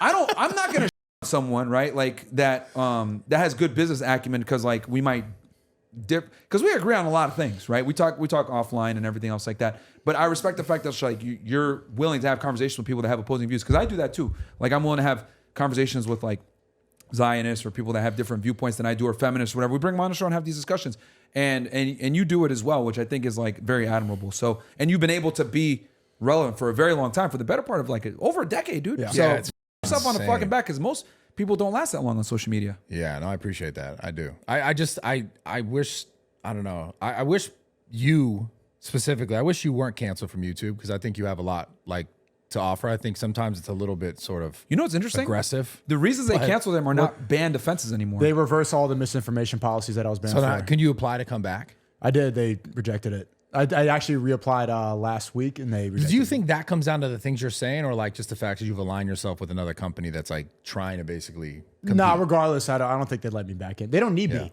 Like YouTube is a multi-billion-dollar company, and so to reinstate somebody who's a risk to them, why would they be incentivized to do that? Also, they want to lead an example. They want to have somebody like me to point to, and everyone gets afraid to speak about this stuff. So they need me to burn and go to Rumble. But it's free speech. I'm way happier. Election stuff, COVID stuff, like it's all like you could talk about it now. I mean, people are still scared to talk about it because like you get banned for it, or like you get strikes for it. But like that stuff, like they don't necessarily like, you know, punish punitively. They don't. It's not punitive anymore. You know what I mean? Like they don't punish you for it. So it's just interesting how like the things that he got banned for like are okay to talk about, and they're not reinstating them. Yeah, it's I always have this. I keep talking about this conversation, but the same conversation with Don Lemon, not about this specifically, but about the COVID thing and what we knew now and how it was okay then. And he used the example of like, well, it's like marijuana. It's like marijuana at one point was like, you went through and thrown in jail. And then now it's like, and I'm like, these aren't the same things. But it's also interesting how at one point that was a thing that like, it was like devil. And now all of a sudden it's like the most widely accepted, used, and like it's monetized everywhere. And now people are getting schizophrenia and they're like, maybe we should have banned this in the first place. Like weed is not as good as it's the thing that is always trips me out is like when we have these conversations or we talk about these things that at one point marijuana was like the devil. Yeah, to it's America. still a Schedule I drug in federally. And it was like now it's like everyone and their mom fucking talks about either smoking weed or I don't do it. I did it for a while and I had my moments in and out of it and it's giving me terrible anxiety when I'm like, okay, I got to give this up. But it's just interesting how at one point it was so bad when it was illegal, and then when it was monetized, it's like it's okay now. I still think it should be illegal. But I don't. What I'm saying is, I don't understand how people don't see that. Which is like the biggest change was that it was never bad. Maybe where you were getting it from, who knows where it was growing because it was like black market type. But like as soon as it was able to be monetized and money, and my thing is like if you can't see that. Because that's what the writing on all this stuff that we're talking about comes back to that. When they saw they could profit off of it, when then money, the narrative shifted. When we can make sure we're collecting as much money as possible from this thing, it's good now. And that's what because that's a fact. That's not my opinion. That's a fact. So it's like, how can people not see that and go, what the is going on here? That's when all these things are like we talk about, and it's like, what is happening? They don't care about us. But I don't understand how people can't see that literal fact, that actual fact. It's not an opinion. You can monetize and control it. It's acceptable. Yeah. Yes. I see what you mean. That's what's so weird to me. And like, it's not, it's so in your face that I think it should still be illegal. Like, the thing is that weed, I mean, and you said, you were in and out with it. It's like, dude, it's not, it makes you lethargic. There's no real benefit to it. People say, oh, I have anxiety. I can't relax. Like, dude, like read a book or something. Like, there's ways to relax without using drugs. It's giving me anxiety. It gives me anxiety. Yeah. And, I've never smoked weed in my life. I've never used drugs. I'm very anti-drug. I think using drugs or even medication to some level, you want to limit it. So, yeah, man, I think weed just sets you up to like, people say it's a gateway drug. I truly do think it like sets you up to like try other things, right? Let me try some coke or whatever. And the next thing you know, you're addicted. Or I know people that can't even sleep unless they smoke weed. That's weird, man. Oh, dude. I'm trolling you. I'm trolling you about the coke. When you say coke, and then like Sneako's productivity and yours too. You said it like your productivity goes way up once you quit. Yeah. Did for me. I think, sure. Yeah. So I just don't see any real benefit to doing it. Like if you're a multimillionaire and you've made it and you're super successful and you want to smoke weed now, like a Joe Rogan, cool. But I think as a man, as you're trying to build yourself up, etc., like weed is only going to inhibit your ability to create something. Yeah. There was moments when I was high and I was like, this is a really good idea though. Yeah. I got some good ideas. And then there was like 90% anxiety and fighting and like, I want to sober up now. Yeah. But then 10% the ends don't justify the means, you know what I mean? So it's like, it's not worth it. Like, it's just like, it just makes you like, every guy that I've ever met that's like a pothead is just stupid. Like slow. They're slow, they're lazy, they're lethargic. They don't really have this oomph. Like they don't have that passion. It's like, oh man, let's just chill. And it's like, dude, like what the man? And it's like, I look at it like now, like the worst thing you could be as a man in 2024 is an average guy. Like used to be able to be an average guy like 20, 30 years ago before social media and before these girls like all thought that they were like 9s and 10s because of being on the internet. And now they're getting hit up by all these guys. Like used to be able to make 50K per year and get a girl and be like, okay, awesome. We're going to raise a family with this chick, whatever. But now the worst thing you could be as a man is an average dude. That's just scary. Like average women like have access to above average men. And I don't think enough guys are like getting this through their skulls. Yeah, this is true. This is very true. Dude, do you not see the fact that like the reason why the relationships have been like completely destroyed is because of social media, the internet, etc. It's created this like illusion for so many modern women that they genuinely feel like they deserve a guy that's 6'5", that makes 100,000 plus a year, that's good looking and charming and charismatic, that's like super liberal and woke and like understands female rights and is a feminist, but at the same time pays the bill and takes care of her and is a protector and a provider. It's like the two don't align, you dumb hoe. The thing is like in the internet and social media and TikTok is like programmed women to behave this way. And who controls the sexual marketplace? The women do for the majority, because like average guys don't control the sexual market unless you're a top tier guy. The illusion is that women think that the top tier guy, like the millionaire that's hitting them up, wants to take them seriously, but they just want to pump and dump like crypto. They don't actually think that this is wifey material, but they go around through life because they get a couple DMs thinking that eventually when I'm 35 and after I've had my fun and my hoe phase, then I can go settle down with this guy. But that guy is going to go stick to a 21-year-old who hasn't And online dating, right, has like exacerbated the problem. Social media has exacerbated the problem. Like more women than ever before that actually are getting married because they met their guy through on like a dating app or like online. They didn't meet him like in person. So what does that mean? Well, if a bunch of relationships are happening online, etc., well, most guys have a shitty online profile. Let's keep it 1,000, right? Yeah. An average chick can have 1,000 followers on Instagram, mid pictures, but still get DMs and still get attention from men that are superior to her in every single way. And that's going to do something to your ego. Like on my show, it's kind of like showing it to me in like 4K.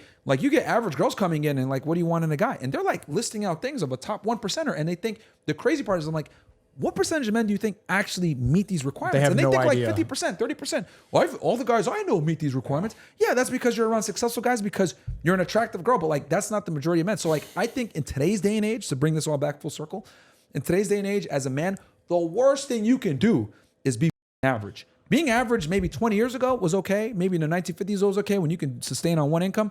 But nowadays, you got to be exceptional. I think weed only hurts your ability to be the top tier guy. And I'm not saying this like, I'm telling you to not smoke weed so you can get laid. No, I'm telling you to not smoke weed so that you can be the best version of yourself so you don't have to be saddled with a girl that doesn't deserve you. Because so many guys settle with a girl that doesn't deserve them, that doesn't deserve a relationship, that's a whore. And I don't think hoes should get relationships, and I don't think they deserve love. Controversial take. Let's go. But hoes don't deserve love. But how many guys, dude? Yeah. You know what? Oh my god. We'll get 10% of that. Yeah, there you go. We'll write it together. But so many guys, right, will sit here and like think that they can rescue or save these, and like they're a good guy, come from a good family, maybe have 3 body count, have good morals in general, and they think I'm gonna rescue this girl, whatever. And it's like, no, dude, you can't. You can't save. Her mind is already from what she's experienced, man. Like you take a 21-year-old girl and you take a 21-year-old guy, that 21-year-old girl is running circles around that guy when it comes to sexuality, dealing with the opposite gender, having way more practice, getting hit by guys all the time that are higher status than him. Like most dudes are clueless of like what they're actually up against when they're out here looking for a girl. And the worst thing you could do is like not be aware of what's going on. So I want guys to have the best advantage. The internet game up, man. Yeah. The internet changed everything. Well, the simping is an absolute epidemic right now. Guys who just watch girl streamers all day and like live vicariously online through streamers and just. So I'm so against porn is because these guys are just watching it and living life through the screen and never ever stepping outside. It's really sad. Like this is why I really think self-improvement is an important aspect to content creation, because if they just watch entertainment, then they're never going to go outside and they're going to live vicariously through somebody else who's making money off them. And like what this has done, right? Like this is what feminism has done, right? I talked about this, and I think like all the women that hate me, if you're going to take anything away from this podcast, take away this. What feminism has done, right? And female liberation and female sexuality, etc. What it's done is it's inadvertently given all the power and leverage to the top 1% men, because now these men have the pick of the litter.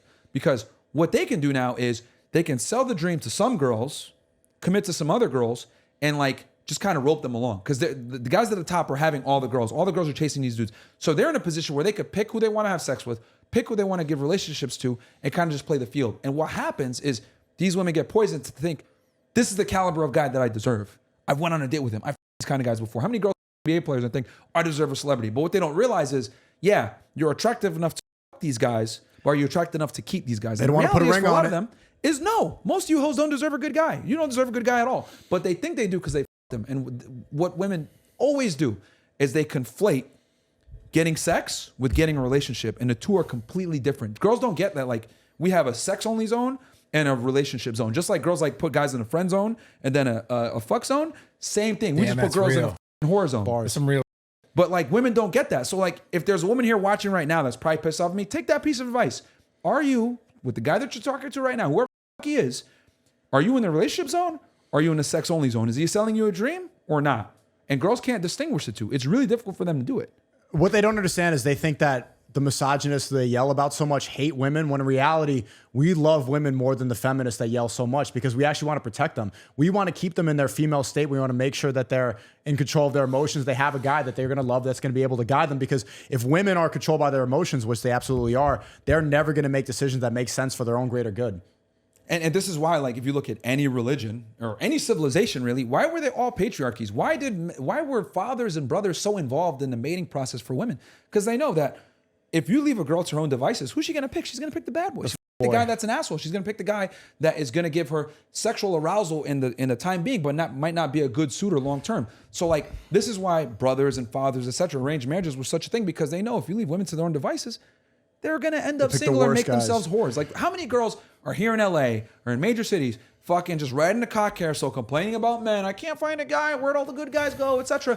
They're in there. It's just that your dumb is more interested in getting incitement and a charming, charismatic guy than finding a guy that's boring and going to take you seriously and give you a long-term relationship. Because the problem is that when a man is sexually arousing versus a guy that like has provider value, etc., the two a lot of the time don't align. Like that guy is boring and he's not able to stimulate her from an arousal standpoint. The guy that's able to be a good provider, but the guy that arouses her this way isn't able to provide long term. So it's very difficult for women to find a guy that has both things. It's the whole thing's frustrating. Like, just the way the world has just continually gone to a point where it's like, yo, it's like, I think it just keeps coming down to like the control, but also the coddling, like the keeping someone just feeling like we all hate each other. Yeah, and that's the thing how that you is, do it. You have to that's divide. the thing that is so frustrating to me, is like, that's what it all kind of just circles around, where it's just like, it is just about the divide.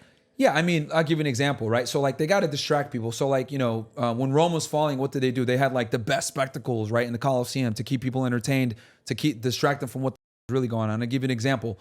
So, like, and I don't think this was a coincidence, but the day that Andrew Tate got arrested, people don't know this, they're one of Epstein's financiers that was paying off the victims, like, got taken to court. But that didn't get reported, because if you had typed in human trafficking or any of this stuff, Andrew Tate's going to come up, not necessarily Jeffrey Epstein, right? Yeah. Or Epstein. Yeah. So it's like, it's interesting to me how, like, you know, we still don't know who's on the list, right? We still don't know what is going on, right? We know he didn't kill himself. So the guy had links to very powerful people. You see him taking all these pictures, etc. No one really knows what he does. He's running a shady financier business. He's like a consultant financially. He's a billionaire. No one knows how he made his money. Yeah, billionaire is crazy. Dude, like That's no insane. one knows, right? And I did a whole like thing on this. We don't have to go into it, but it's just crazy to me how like they distract you a lot of times from like the bigger problems, right? When COVID was going on, that's when like YouTube was growing the most, because people were stuck inside, and what are they doing? Mindless entertainment, right? Yeah. And then if you went ahead and did try to find content on like what the hell's really going on with this pandemic, what's really going on with the vaccine, etc., they censored it, right? I mean, you know it as a creator here. If you did anything, you even mentioned COVID in your video, there would immediately be a banner on the thing, Yeah. COVID-19 misinformation, etc. You could get your channel taken down. So they made it where we're not going to incentivize you to put any type of dissonant information on the internet on this vaccine. But now we're getting info. People are dying suddenly from Cuomo, heart attacks. Yeah, Cuomo, you know, Cuomo came out and said that he was one of the biggest proponents of like get the vaccine. And then he's like, now he has a problem. From Piers it. Morgan, like all these Like- guys are like Ben Shapiro. You know, hell, even Trump pushed the vaccine. Ben Shapiro said you're what did he say? Like you're a dope if you don't get the vaccine. And now all the conservatives are like, oh, COVID was a control mechanism. These guys were shilling for it. Yeah. they were, man. So Fuck. it's Are just you hot? Are you hot? You were like, Oh, thanks, man. no. Are you hot? Like you were wiping sweat. I mean, No, I'm okay. I'm good. I'll turn the AC on if you. I don't. He's been cooking so much. The heat is just like, Yeah, he's going crazy, bro. Yeah, just trying to give a good interview. You know what No, I'm saying? it's great. It's great. We're gonna have to cut a lot of this out, but it's all I good. know. It's so.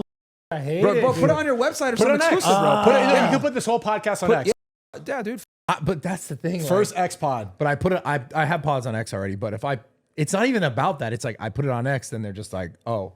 No, but you disavow us. Wait a sec. You push Wait a back sec. enough. You push back enough. Yeah, you think so? Yeah, I think so. Yeah. Let me be very clear about this. Like, Brad doesn't align with a lot of the things that we talk about, Yes, guys. he He's just does. opening the platform for us to like be able to speak openly. And you're a great interviewer. See, a great interviewer, you don't really know where they stand, right? Like Brad kind of like opens it up for us to let us say. He's trying to call me. Get it No, nice no, way. No, W. Brad. no. No, but I know off the camera, bro. a good he agrees. interviewer, you don't really know where they stand. You're kind of like, you know, they're Well, I'm interviewing challenging you. here, whatever. Yeah, that's what I'm Yeah. saying. You're a great interviewer, bro. Yeah. You're a good interviewer. I told you this years ago. Yeah. Like you've known that. So I know where he stands. He's one of us. You guys He's are- one come of on, us. man. You guys One are of great. us. Get banned too. Get banned too. You know why we got banned on Instagram? Why did you get They banned didn't on tell Instagram? us. We have no idea. My didn't tell last us. post on Instagram was me training during Ramadan. It was a video about like, oh, fasting and training is hard, but I'm gonna go do it anyway. Next day, I'm banned. They like no reason. I never even talked about anything geopolitically. I never showed my opinions on there. It was just like Neither. motivational stuff, reels for my streams, nothing. Do you think YouTube will ever change?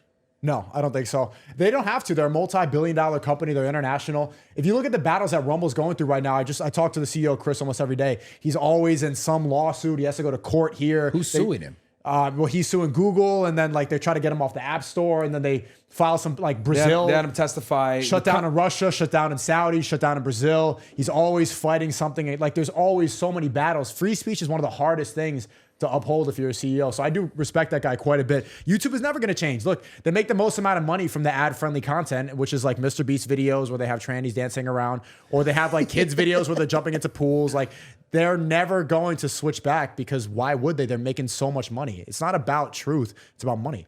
And if you look at like a lot of the, dude, I mean, all the conservative creators, like all the big ones now are on Rumble, right? Like you got, we're over there, Sneako's over there, Crowder's over there, but Don Bongino's over there.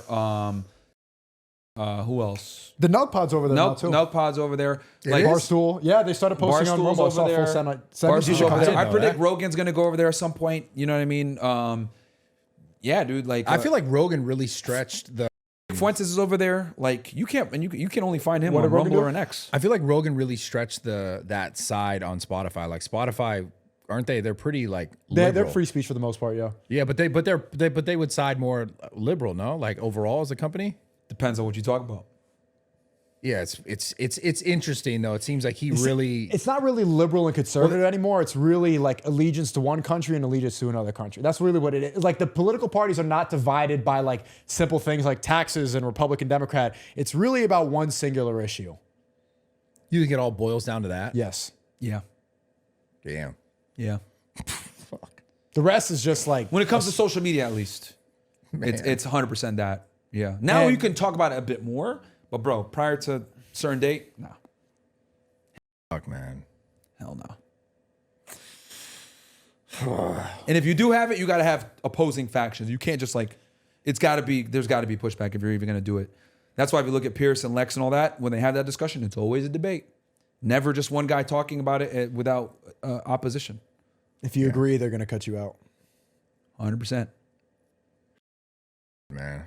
You know, it's just crazy. Like, you know, I make these jokes and people go like crazy, like on YouTube, like Myron's a Well, racist, so blah, blah, blah. my question is when Dave was doing it, obviously like it was on these mainstream networks. Like what was it on? Comedy Central. Comedy Central, right? Yeah, yeah.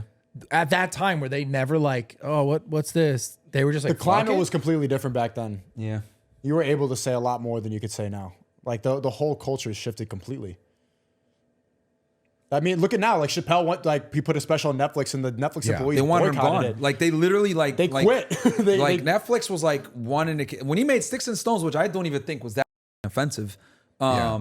They really wanted to cancel him. They like campaigned to cancel him, dude. It's crazy, you know.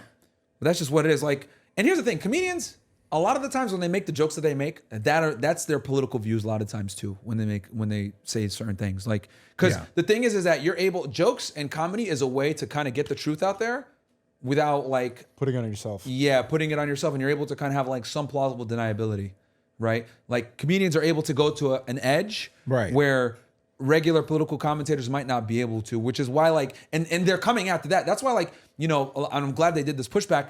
That's why like a lot of comedians are fighting back against the woke agenda because now they're coming at comedy. So like now it's like, oh, well, we can't make certain jokes because it's offensive to a certain group. And it's like, no, man, this is starting to get out of hand. that is when and that's also when everyone was like, what the are you guys doing? Yeah, like for example, I don't like Andrew Schulz, but I will defend his right to be able to make jokes and say what he wants to say, despite my personal grievances with him. You know what I mean? Like I think free speech and being able to make jokes or whatever it may be, regardless of how I might feel about an individual, that person should be able to say whatever What the fuck they personal want. grievances do you have with him? He's a snake, dude. He's a snake. He brought us on his podcast to try to challenge us on like, you know, our comments about black women. We made a joke saying like we don't dabble in the dark, and like him and Akash brought us in. It was clearly like a setup hit job to try to make us look crazy or whatever. And I was like, wait, aren't you guys comedians and make jokes on this? And you guys are over here trying to virtual signal to us? What the is this? So I was like, you know, and I just thought it was like very weird and snaky to like bring someone on your pod and try to ambush them and like try to like be the moral police. They got a lot of hate on it on there. If you look at their comments, like, what the fuck? I thought y'all were comedians, you know, and Akash over here trying to like virtue signal and shit. It's like, bro, like I thought you guys were comedians and like it is what it is. Well, they're trying really hard to whatever. appease to black people because they want to be accepted in New York. Yeah, so it was just like In New York? Yeah, they want to be like, New York culture is kind of synonymous with black culture. Like they're white and they're like, yeah, I listen to hip hop. So they can't make fun of black women. So they're supposed to defend them. Right. I see. So, you know, that's which I thought was like kind of like just distasteful or whatever. Just like, and there's some other scenes just like just snaky behavior. You know what I mean? Like if you bring someone on your show, right? I always, and you've been on my show before, like I always treat the guests really well. I don't try to ambush them. I always ask them, hey, anything you want to stay out, you don't want to talk about, you know what I mean? Like I always show my guests like the utmost respect and hospitality. It's interesting. You know, I feel like what shocked me is that he's a comedian doing that. That's what shocked me. I was like, I damn. get it. But to the overall idea, the illusion of like almost celebrity is kind of dying with the invent and like the popularity of social media. Yeah, like influencers. Like I agree. So I just find it interesting. Like, at what point does it all shift to back to celebrity? I think The Rock is like one of the last ones that like blew up and is still like relevant now. But like, yeah, within like the next 10 years, dude, like a lot of these like A-list actors or like these actors are like gonna be, they're not gonna be as popular as like a Logan Paul or like some of these like big influencers. But like you look at Logan Paul, he's woke now too, right? When he almost got canceled for the Japan thing, super woke now, dude. You know, he's very careful about what he says on his podcast. Yeah. You know, and I get it. When you have an energy drink like a Prime, etc., you have to have certain beliefs or whatever and frame yourself in a certain way to avoid cancellation, which is fine. I get it. It is what it is. What do you mean when influencers overtake celebrities? Is that what you mean? No, like when like our idea of like a celebrity is like kind of dead. When do you think that's gonna hit? Next 10 to 20 years. I think sooner than that, like 1 to 5. 1 to 5. People don't have the same amount of respect or connection to these people anymore. Like you see them in a movie or whatever, and then like, oh, they get exposed to going to Diddy parties or Epstein's Island. But I mean, you don't think it's because of that necessarily. You think it's because like where eyes are now with social creators and like how the interaction is so much greater. Because like an artist or like someone in a movie, actor, whatever, right? They've never like they're acting and they're in this and they're this role, but they're not like, hey, I see what you mean. Who I am. Yeah. But real influence is being able to change somebody's life. Saying something that resonates with them, speaking, they're trying to motivate them, inspire them, talking about what's going around in the world, like having that personal connection with them. Like we have a really good connection with our audience. We talk to them all the time in Twitter spaces. Well, that's why we have a strong community. Yeah. Like that's like having that sort of personal relationship where these people are actually like their lives are getting better because they're listening to the content. That is real influence. Seeing somebody in a movie like, oh, someone wrote lines for you and you put on a wig, like that's not like you'll be like, ooh, for a second. And then what are you going to talk about? You don't actually care about this person. This person hasn't changed your life. You've seen them, but you don't actually care about them. But I see your question now. So like, yeah. So with traditional celebrities, right? You're like, you know, your Tom Cruises, your famous actors, right? That were like in famous movies, right? Like they were obviously, they're very politically correct. They're in Hollywood. You want to get the best role. You have to have certain viewpoints, beliefs. I see influencers going to that trajectory now too. Yeah. Because now, and they're also like, when they go to these castings now for people coming up, it's like, well, how many followers do you have? Yeah. So it is also closely now. Social media is the new thing. So like since social media influencers are like the new celebs, right? They're now they're getting publicists. Now they're watching what they say. Now they're like doing certain things. It's crazy. You know, and like a lot of influencers I've met are like just fucking fake. Let's keep it. I'm just going to keep it a million. Like a lot of them are fake, dude. They're one way on camera, but they have a completely different belief system off camera. And I get it. But that's where we're going. Like when Andrew Schulz pulled that shit, I was like shocked. I was like, what the is this, dude? You're over here trying to virtue signal now and cape for black women when it's like, aren't you a comedian? Like you don't understand. Huh? I like Andrew. Yeah. Lost a lot of respect for him after that. Then he freaked out on my guy for taking a clip from his thing. Like I asked him, hey, can we use clips? And he's like, yeah, sure, no problem. And then we like take a clip from that interview, put it on our channel. He fucking calls one of my clippers and freaks out on it. I was like, what is this? Like I was like, wow, this guy's a wait. Someone took a clip from his podcast? Yeah. So I asked, hey, is it cool if we pull clips from this thing for our clips channel? We pulled the clip. It was like 20, 30 minutes long. Did he say yes? Yeah, he said it was okay. Yeah. Right? And my guy pulls a clip from the interview. It was like a 2-3 hour long interview, whatever. And we pull the clip, we put it in there, right? And you have to put the clip kind of as an entirety so it makes sense. It's like 20, 30 minutes long. I forget how long it was. But either way, like he calls my clipper freaking out. And I was like, what the I lost a bunch of respect. Like he calls him like freaking out, like or sends him like the super rude, long, angry text. And I was like, what the because like my thing is like whenever someone comes on my podcast, they want to use clips or whatever. I always tell them, sure, man, you know, try not to put the whole thing there, but you know, go ahead, you clip away, like whatever you want. Like I always share content with people. I mean, hell, you came to our studio, you filmed our thing. I didn't touch it. I gave it to you in full. Yeah. And then we pulled clips from it before. Like, yeah, I'm totally cool with that. And if someone like does an interview on our thing and it's for their channel, I give it to them exclusive. You take it, and then we can pull clips from it before. But like when he freaked out, I was like, what the is this? When it comes to celebrities, people are starting to wake up about the agendas that they have to push in order to become famous and maintain their celebrity status. The first two coming to mind, like when you talk about celebrities, I thought about Ice Spice and Zendaya. Zendaya in her last movie, Challengers, for example, I don't know if you saw it, but it's about like she's like gets two guys to compete for her, and there's this like scene where the tennis movie, right? And the scene where they're like the gay guys are like competing over her. She like they're gay guys in the movie. Yeah, well, I mean they're gay, but they're like bisexual, and they're trying to like compete for Zendaya. Okay. And there's a scene in the trailer where she's looking up like this, like doing this stare, like ooh, look at I'm making I'm doing. Dead center of the frame, she's wearing a cross. Like right, it's a zoom in right there. There's a zipper here and there's a cross right here. So right over during this degeneracy, they go and pinpoint and they're trying to disrespect Christianity. Ice Spice on the Super Bowl halftime show, she's there with Taylor Swift every time. And I saw the Super Bowl. I don't often watch football, but I was being a normie, whatever. I'm watching this thing, and every time they put the frame on her, they had like a Taylor Swift dedicated camera. Ice Spice is right next to her, and every time they put her on, she's like dropping devil signs. She's wearing an upside down cross. Yeah. Like, why do they need to do this? This is the biggest stage she's ever had, and they immediately have to disrespect Christianity and push Satanism. People are starting to wake up to the fact in order to maintain celebrity to this status, you have to like go through humiliation rituals, and you have to push Satanism. And I think what they did to John Cena was crazy too. What did they do to John Cena? Like he was naked. Bro, he got naked on the stage at the Grammys. Oh, that thing. When he walked out with the. People are starting to wake up to this. It's not just a coincidence. These are real agendas. So you think they're like, yo, wear this thing, and then we'll make you famous. So they're like, yo, her publicist, who hit her up and was like, yo, put her this publicist gets a suggestion from the leader of the Super Bowl, like, we think it would be a great idea. Oh, if she wore this cross, it would be provocative in a way. Like, if she wants to get it, she has to wear this, and they have a wardrobe. You don't think she just thought look cool? No, I don't think she has any idea like what she's doing. No. She a dumb whore, bro. This is why what does she talk about? Like, let's be real. Like, I have nothing against Ice Spice. I might run into her. It's fine. What does she say that resonates with people? Nothing. Like, if you even listen to her music, think I'm the poop, fart, perk, fart. Damn. Poop, twerk. That's what she says. Yeah, pooping, perking, farting. Like, it's the dumbest possible lyrics ever. You a munch. Like, bro, I eat you for lunch, munchity poop. It's like a 3-year-old could write for lyrics, funny. Bro. Yeah, that's what she ridiculous. Does. What does Zendaya talk about? Does anyone know her opinions on anything? Like, I know she loves Tom Holland. And then she makes fun of him in this movie. Like, she doesn't actually, like, she doesn't say anything that resonates with people. They prop her up, and she's pretty much just a puppet for these people to destroy culture. A lot of these celebs don't have, like, real, if you ask, like, if you try to see what their stances are on anything, it's very ambiguous. You don't know, like, when The Rock went on Rogan, he did, like, a masterclass in talking without saying anything.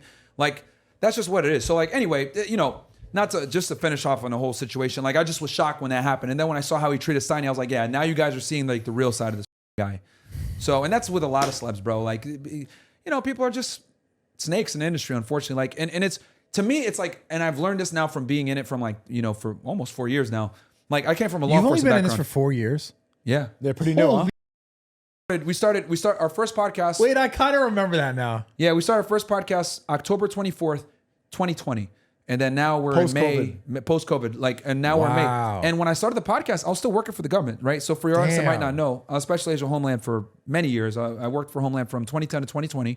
I was an agent for 7 of those years, 3 years. Do people ever call cap on that? Like you're faking that? Some people do, and then I show the receipts. And they're like, after the Vitaly stream, like there's one moment where like he's interviewing the pedo and trying to get information. He turns on his Apple Watch to start recording. I think everybody's like, okay, only a Fed would think to do this. This guy's clearly has a background in this. I mean, bro, Apple Watch. Come on, it is what it is. But the point is like, I'm surprised you wear an Apple Watch. Like Andrew Tate, like you know, not good. Yeah, I got Rolexes too, but like I don't wear them as much. But like, so I come from this industry, right, where it's like law enforcement. You know, it's tend to be more conservative. A lot of guys, you know, I work with mostly Caucasian white men. It is what it is, right? Like we have a brotherhood. It's like you're hitting a house with someone. Like you don't know what's on the other side of that door. There's that camaraderie. There's that trust. Like you know, it not very like snaky because you can't afford to be snaky in the law enforcement world. If you are, no one works with you. No one wants to help you with raids. No one wants to. No one trusts you. Because you have to rely on that person. You have to rely on them. Yeah. So like I come from a background where like there's real deep trust and real unity, right? So I come into this entertainment industry. It's the whole other way. Everyone's a snake. Everyone's out to You know, if it's convenient to hate on you and make a hit piece on you, they're gonna do it, right? They're not gonna take your back. And like, to me, I was like, what the fuck is this? Like, this is weird to me, right? And one of the things that I get criticized for all the time is like, Myron, you're too loyal. Well, guess what? If you're my friend, you're my friend. If someone made a hit piece on you, I'm gonna defend you. If someone makes a hit piece on Andrew Tate, on Sneako, whatever it may be, I'm gonna defend you because I know you. So I'm like, yo, I know the man. I don't care what y'all think or what the is out there. I know them. I know they're a good person. I'm gonna stand by them, right? But like, that's something that's kind of like a foreign concept in social media and entertainment in general. It's like, if it's popular to hate on somebody, oh my God, like they're gonna do it. And that's a foreign concept to me. Like that. No loyalty, no backbone, no spine, etc. So like, dude, when it happens to me, I'm like shocked. Now I'm used to it. But yeah, I remember at one point in my career where everyone hated on me because some dude got on the internet and lied about like a relationship with his girl, said I tried to like sleep with his girl, all this crazy, try to steal his company from him. I don't remember that. Yeah, it was years ago, years and years ago. I remember I lost 70,000 subscribers overnight. Bruh. Yes. Yeah. That's a whole channel right there. That's a whole channel. Listen, and it was right when I was hitting 1 million subscribers on YouTube. First time I hit 1 million, boom. Because just say whatever you want. You can just like, they can just slander you and just like, yo, I'm good. That person's bad. No matter what the actual truth is. Yep. And I'll never forget how many, because at this point I'm like going viral, like hitting on girls at Gold's Gym in Venice was going viral. All these videos are going viral. So it's the perfect time to talk about me, right? Yep. Which is when it normally happens. Yep. Because, I can get views. I can put his name in a title. Yep. I can't tell you how many were like, yo, I want to collab with you when I come out to LA. This happened. People started talking. Quiet. Not quiet. They got on the train. Yeah, fuck that guy. Blah. Anything you could. The guys who were in my DMs the week before, literally days before, being like, yo, when I come out, let's film a video. You know what's funny? The minute they can make a video and talk about me, they all ran with it for views. Maybe that's why we disagree. I think I look like the guy that you dislike so much. What? Do I look like that dude? No. Wait, what? Who are you talking about? We're talking about someone different. But you know what I'm talking about, right? No, it's not that guy. It was a different guy? It's not that guy. This was before that. Oh, yeah? This was years I don't before remember that. This was years before that, way before that. This was like a long time ago. This was like, I was subscribed when you had like 80K. Yeah, so this was like, I mean, dude, this. Do you want to say? I mean, if you don't want to say, you don't want to say. Nah, it has no, there's no need. But they for all it. switch when it's convenient. Exactly. Yeah. Like, and I was, that's when I swear to God, I remember being like, yo, I don't even want to do this anymore. Like, I was so angry. Yeah. But you bounced back and you kept on pushing. Well, I just kept going, but I can't lie. There were so many moments where I was like, yo, these people switched on me like this. And like anyone could just, that's when I really saw you could just say anything about anyone and have no actual proof, no actual receipts. Here's the crazy part, dude. This is real. They're always going to run with the lie more if it's more entertaining. Like no one gives a fuck about the truth if the lie is more entertaining. Oh my God, bro. Like, for example, right? Like everyone came after Fresh with this pregnancy, right? And people were like, Myron need to leave Fresh. Oh, he's a liability. All this other. And I'm like, not going anywhere. We started together. We're going to end it together. I'll die on this ship. That's how it's going to go. If I'm with you, I'm with you. People say about Andrew Tate being a human trafficker or whatever. I went ahead, looked at the evidence, did multiple videos showing that these are lying, right? Well, now they all dropped it now. Yeah, and now it's crazy and shit like that, right? Like everyone looks at the evidence, like are coming in and out of the house. I showed the footage. Well, these are girls that made the accusations. One girl made a career out of this shit, but the public, no one pushed it out. So I'm like, yo, I got a platform. I'm gonna protect my friends. So like when this whole shit happened with Fresh, right? They lied, bro. She went ahead. She aborted the baby weeks before, but she went ahead and did a whole press run. She goes on H. Killed the baby. Dude, she killed the baby. She doesn't have the baby. No baby. Even when she went on the video saying all this. She went ahead, she went on H3, she collabed with all these guys, right? She did all this, she did a whole press run. Baby was dead, bro, the whole time. No baby. That's demonic. She used it. There's no way. To do a press run. That's Swear true. to God, dude, we got the proof. I exposed it. She went and got an abortion on April 15th. And there's receipts of this? See, what she did was she up. She went ahead and she put like her actual, like she put the day that she went to go see the doctor to like verify she was pregnant, but she went to Planned Parenthood. So she had started the abortion process like then and there and got the medication. And then by the 15th, it was gone. But she had started taking the medication, saw the doctor on the 5th. And then like what I did was use my investigative skills, right? Like I had her date of birth, and then this guy comes forward and gives me footage of her being an escort before.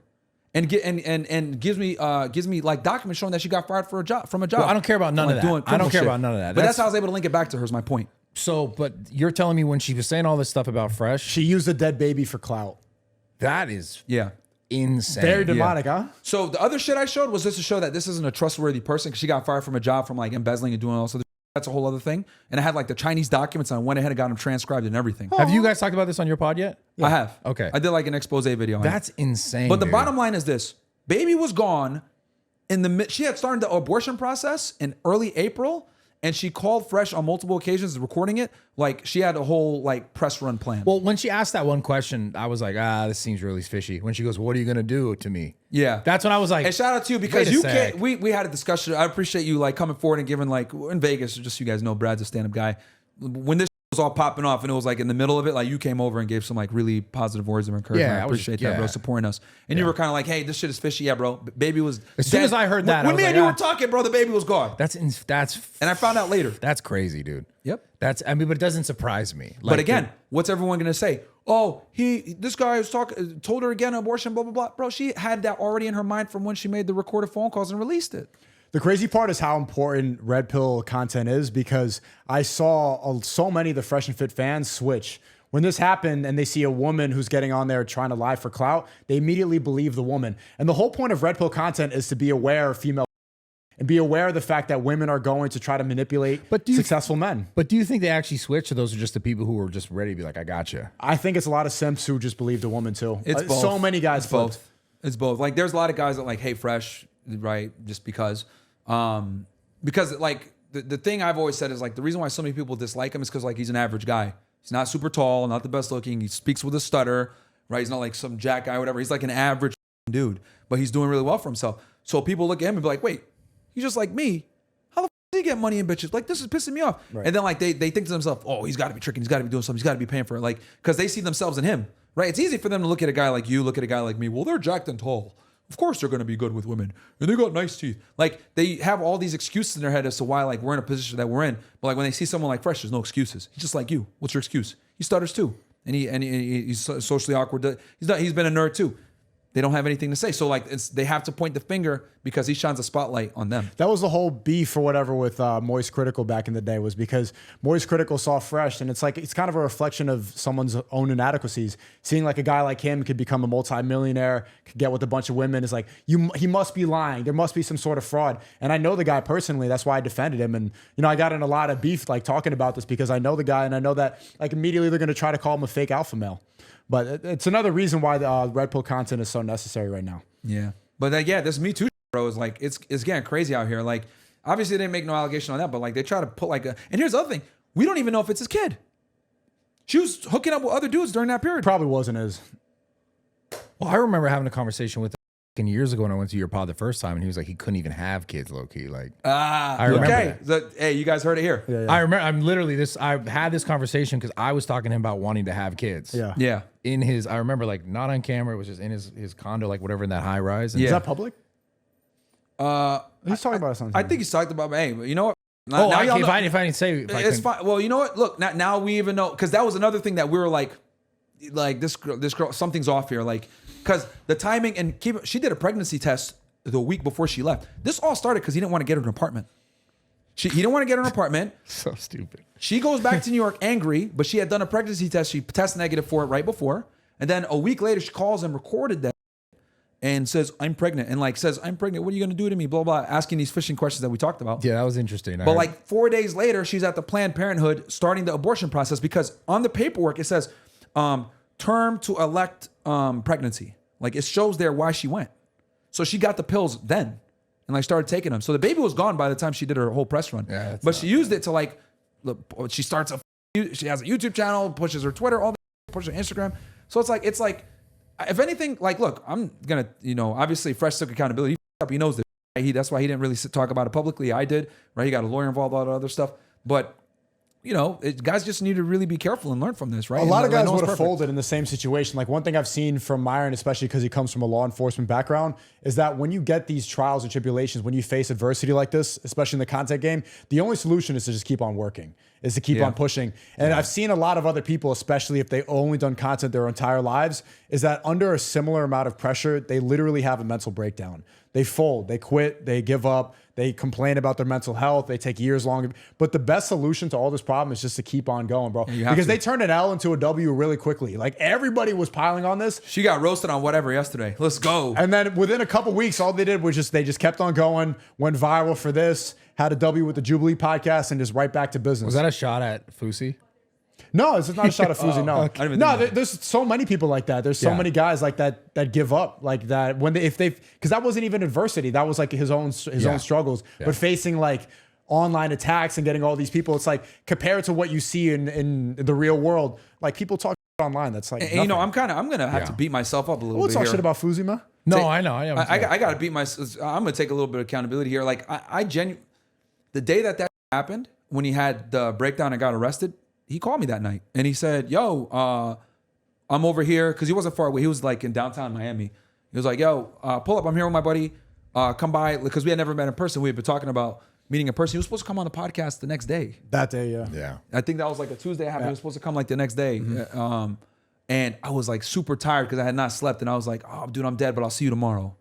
But then in my head, I'm thinking like, bro, what if I had just went over there? Like that wouldn't have happened if I was over there. Yeah, that's. I would have been sure that like we would have like, bro. In my opinion, bro, it's probably inevitable. Like he wasn't listening to any advice. We all tried. Of course, yeah. of course. Bro, I was calling that day too. Like, don't like do you this. always think in your head, like, what if? Like, what if I wasn't dead that day and I went over there and I chatted with him and maybe I could have like, you know what I mean? Like diffused the situation. Cops weren't involved. But even where he is now, right? He came back and he proved that he kind of didn't want to keep doing it because he just deals with too much. I mean, dude, he's in San Diego, I think, with his family now. I was playing Call of Duty with him like a couple weeks ago. Yeah. He seems fine, but he's been in the game like, a while, man. I wish him the best, bro. I genuinely do believe like if you're in the content creation game and you're making the kind of money that a lot of us make doing this stuff, man, it's a blessing. Because I come from, dude, I used to work at McDonald's. I did like landscaping. I've done like a lot of these hard jobs, law enforcement, etc.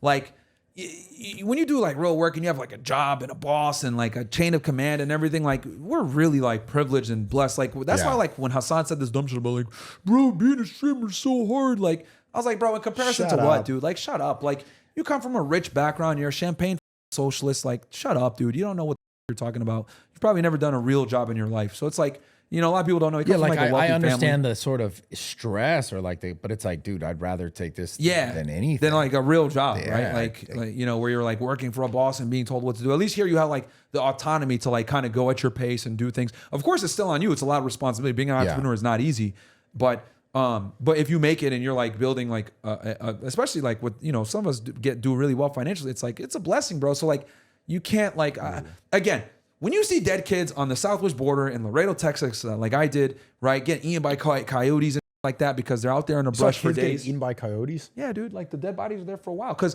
what ends up happening, right? I don't want to go into a whole explanation of how human smuggling works in the United States, but like when they smuggle these illegal aliens in, they're just looking at them as like dollar bills, etc. So if they can't keep going on with like, because a lot of them are dehydrated, tired, haven't eaten in days, etc. They've been traveling for weeks or months on end, right, in their journey. Like if they can't travel, they'll just leave them out there in the brush. And then like Border Patrol come across it, they'll find the dead bodies, and then they'll find the tracking, and then they'll find the group, and then they'll arrest the group. And then what'll happen is like a lot of times if the coyote left those people to die, I'll go after them and charge them with like murder. Like illegal smuggling with the murder enhancement because they left them there to die. Oh, that's the thing. Oh, yeah. Oh, yeah. So like if you, because there's been plenty of situations like this where like a popular place to smuggle aliens also is like when the tractor trailers, you put them in the windjammer on top. Like you can hide 2 or 3 of them, but a lot of them suffocate in there. Or if they put them in the back of trucks, there was a big case like this in San Antonio. Now I was actually involved in a couple years ago. There was like 80 of them in the back of a truck. He left them over there in August, and like 50 of them died. Yeah, hot. 50 of them died, like, and because he left them in like in a Walmart in San Antonio, like he didn't give them water, nothing, left them there because he didn't want to get caught, and they died. So like that's an enhancement, right? Or they're running away from like the police and they got smuggled. But how do you prove that like those are their people that they're smuggling? So what ends up happening is like, so when Border Patrol catches a group, right? The first thing they do is they call Homeland Security investigations. They call us, we show up, and they're like, hey, we suspect the smuggler is this guy. Typically it's the driver of the car or someone that like that, or the leader of the group. And then the people that are in the group will identify, this is people call them coyotes, but we call them the principal. This person was the smuggler. And then that's the person, like if And someone that person dies. getting paid to do that, right? Yes. So it's anyone that comes, 90+% of illegal aliens that come into the United States come in through a sophisticated human smuggling organization. And the reason why is because you can't come to the United States and get across the Mexican border unless you pay something called a quota, which is when you pay the quota, you got to pay, typically back when I was on the job, it was like $2,000-$3,000 to cross the Rio Grande River, right? If it's Laredo, but in other places to cross the border, you have to pay the cartel that's in charge, right? The smuggling organization got to pay the cartel that's in charge because they run the area. So the cartels don't necessarily run human smuggling, but there's human smuggling organizations that operate in their territory that they have to pay the tax to run their human smuggling business. Drug traffickers too. So what ends up happening is when they get smuggled in, it's an organization. There's someone in Mexico that facilitates their smuggling. Once they get into the United States, there's someone on that side picking them up. And then there's a stash house operator. Insane, it's a whole, I could go into a whole spiel on how detailed you want me to go. No, it's super interesting to me. Yeah, I don't human know anything smuggling, about it. like there's like a whole like thing on it. There's a Mexican side that's involved in it. There's a national side that's involved in it. There's an American cell that's involved in it that facilitates their smuggling into the country and getting them to their destination city. How long did you work this job? I was on from 2013 to 2020. And I specialized in human smuggling, drug trafficking, firearms. How did you get to that job? So I was an intern at Northeastern University from 2010 to 2013. And then I did a good job. So I just pretty much was, they converted me from an intern to a special agent. I went to the academy. I was there for almost 7 months. It's in Glencoe, Georgia, FLETC, it's called, Federal Law Enforcement Training Center. I was there. And then I went to my first duty station in Laredo, Texas. And I got there in August of 2014. I left in 2018, 4 years later. Does that require like much schooling or is it just? They always send new agents to the border because it's so busy there, dude. They're smuggling drugs and illegal aliens and moving weapons. So drugs and illegal aliens come north, weapons and money goes south. So we're busting, millions of dollars going into Mexico, guns going into Mexico because guns are illegal in Mexico, but they're illegal in Texas and they're easy to procure. So what a lot of people do is they're straw purchasers. I worked very closely with ATF, FBI, and all this. And, they buy the guns in bulk and they smuggle them into Mexico.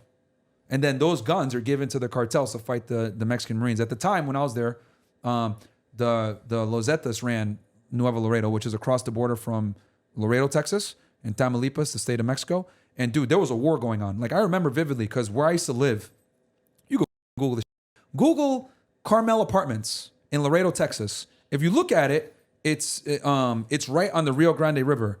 I could step out from my apartment, dude. I'd hear gunfire all the time, and that was over in Mexico because the Mexican Marines were fighting the Zetas. Because the Zetas are the most militarized. They're called Cartel Noreste now. I think they took over, but they're the most militarized Mexican cartel, one of the most violent, over El Chapo's gang over there. So they were getting in wars like every day. You'd hear the gunshots, and the military had to come in. The police were corrupt; they can't do. So Mexican Marines versus the cartel every day, dude. I hear gunshots. And Like then he starts machine streaming, guns. and then you hear like other streamers like, "I don't want to stream. I'm addicted to drugs." This is like way someone left a different. mean dude. comment on my So- YouTube video. I can't stream. And that's why, like, to me, like, this is the world that I was in for so long. So, like, I come into the entertainment world, right? I'm used to busting houses, and you go in there, and there's loads of coke and money everywhere, illegal aliens, guns everywhere, right? We're going after, like, really bad people, and you trust the person that's next to you. And then I come into the entertainment industry, and people are coming to my house doing a collab with me, then snaking me after. Yeah, makes so sense. to me, it was like, what the fuck is this? It was like a foreign world, but yeah, dude. And then I also did child exploitation too, but like I didn't really investigate the cases. I was more involved in like busting them because I didn't like. You have to look at child porn if you're going to be a child porn agent. Bruh. You have to look at it. Did you ever see it? I've seen images. It's terrible. Yeah. Because you have to confirm and so, like that. You got to put in a database called nickmercs, which national. It's a database that like looks for missing and exploited children. And what ends up happening is if you get like CP, we call it CP. You put it into this database and it like will tell you if it's like a missing child or it confirms if it's actual child porn, and then that's how you. I did a pod with Dr. Phil, and he was mentioning something about what happens at the border. Yeah. And he was saying something how, and I don't know if you know this Sure, to be go true ahead, or yeah. not. He was saying how like kids will get smuggled in to the States with like barcodes on them to places that they're supposed to go. Yeah. And Border Patrol agents like can't do anything about it. They just let it happen. No. So what ends up happening is this. So like it depends, right? So immigration's like one of these like things that is heavily enforced or not enforced depending on who's in office. Anytime there's a Democrat in office, I've seen this like it's kind of like cyclical. We had a border crisis when Obama was in. We having it right now with Biden. Whenever there's a Democrat in, typically immigration is not as heavily enforced between Border Patrol and ICE, right? So think of Border Patrol as like they're the front lines. They're dealing with the immigration problem at the border. And then you got Immigration Customs Enforcement, ICE, deportation officers. They're dealing with the aliens that are already in. They prioritize criminal aliens, not necessarily people that are just here illegally, right? That's why one of those guys we caught, remember yesterday? Yep. He said, I crossed in 2006, but he didn't have an alien. I asked him, what's your alien registration number? He didn't have one. The reason why is because he's never dealt with law enforcement. Well, immigration. And that happens a lot of the times when, if they've never committed a crime or whatever, until we caught them, they won't deal with immigration. And that's where ICE comes in and deals with them, because Border Patrol only has authority 30 miles from the functional border. Is that like that in every state or just California? What do you mean? As far as like ICE being enforced? Right. Well, ICE is federal. So, but when there's a Democrat in, they're a lot more lax in like going after illegal aliens. They prioritize criminal aliens. And even that, when there's a Democrat in, they're even reluctant to do that. So if he was in a different state and he never had papers since 2006, would it be the same scenario? There's a higher likelihood. Like if he was like in Texas and he was like living closer to the border, there'd be a higher likelihood he would face like some consequences. But that's why a lot of illegal aliens, when they come into the United States, they go to sanctuary cities, San Francisco, LA, New York, like even Austin, Texas is like really liberal about that, despite being in a red state like Texas. But to answer your question with the barcodes, so when Border Patrol catches them at the border, bro, 9 out of 10 times they give them something called an ER, an expedited removal. Just send them back, right? Unless like they have asylum or some like credible fear. But most of the time they're just sent back, ER. But if they're not caught, right, and they make it into the United States, what ends up happening is you'll have the coyote walks them across, right, and they get them in the brush or whatever it may be. Then their driver comes and picks them up off like a highway. Once they get picked up at the highway, they get taken to a stash house. That's the first staging location. Once they're at that stage house, they typically have to pay more to get moved north, right? They got to pay another $1,000, whatever it may be, right, to that smuggler that has that leg of the situation, because it's compartmentalized where there's different legs of the trip. So that smuggler, he doesn't want to keep the aliens there, so they don't charge as much. Hey, I just need this guy out of here, because when you're on the border, you have Border Patrol has more authority because it's considered the functional equivalent of the border. So they're searching houses and they're on the border. So they got to get those aliens out of there. So like what they're trying to do is get them north as quickly as possible. They want to get them to San Antonio. Like when I was in Laredo, the first destination is almost always San Antonio, because Interstate Highway 35 is right there. Take them there. And then from San Antonio, you got Interstate 10, which takes you from Jacksonville on the East Coast all the way to LA on the West Coast, right? And it goes through a bunch of major cities on the way. So they get them to San Antonio, they're pretty much safe because there's no Border Patrol up there in San Antonio, because it's not the functional equivalent to the border where they have authority. And local police are way more reluctant to enforce any type of immigration crime. Way more reluctant. Like LAPD, they won't even ask your alienage. NYPD, these sanctuary cities, these police won't even ask alienage because they want to stay away from it. It's politically bad. Mayors will even say, don't ask these questions, because it's a federal thing. So once they get to San Antonio, they want federal agents to ask and not local. Well, two reasons. Number one, a lot of these blue mayors, they don't want to touch immigration, number one. They want to say we're a sanctuary city. And then number two, the police don't even have the authority to really enforce. It's called Title 8, which is immigration. They don't have the authority to do it. So, but they don't even want them calling immigration a lot of times. They'll just say, hey, if they didn't commit a crime, that's a state crime, like get them out of here. How was it different? Like let them go. Let them go. Dude, I've had it before where we've had detainers, which when let's say you got a criminal alien, right? They're in jail, right? And immigration will put a detainer on them because we want to go and pick them up, right? Or ICE wants to go pick them up. The police will let them go. We don't got to abide by this detainer, even though it's federal. We don't care. Was it different under Trump? Under Trump, he was super pro law enforcement. They were getting rid of people. Yeah, we're sending everybody back.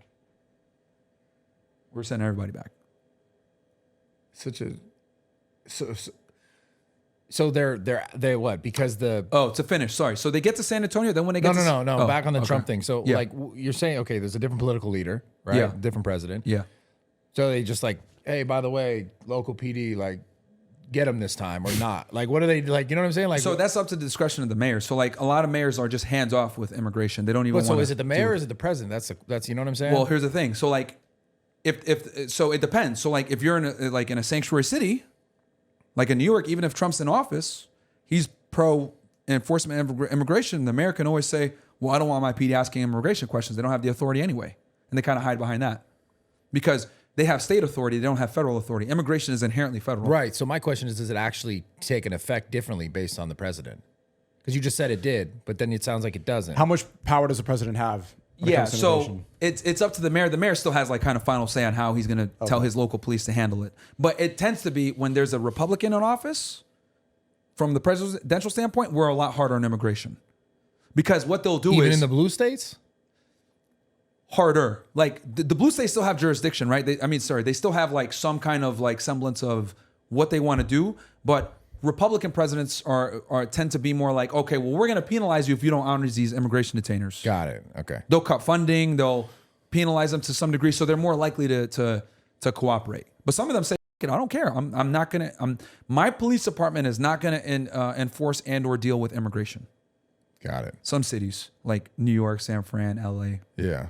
That's why when Vitaly had that one predator on that was like an illegal alien with meth, and like he told the LAPD guy, "Hey, he's an illegal alien." The LAPD goes, "I don't care about that," because there's so many. There's so many. They don't have the authority to enforce it anyway. It's a taboo subject. LA is woke. It's like no benefit to them to enforce immigration. You might find some cops that are like they bleed blue. Does it depend on the cop? It could depend on him too, because he could bleed blue and be like, this guy's here illegally. I got to contact the ICE. I'm gonna call ICE. Right. So because it comes down to the person then, for the most part. It definitely could come down to the officer discretion as well. But like in general, a lot of the times they'll tell them hands off, depending on the PD. Like San Antonio PD, for example, they think you're illegal. They're probably gonna call immigration or whatever because like it's a red state. They understand that a lot of these guys are involved in nefarious activity, drug traffickers, whatever. You'll have a higher likelihood. But then you go, a couple miles up north to Austin, Texas, they're not touching it. Interesting. Yeah, I see.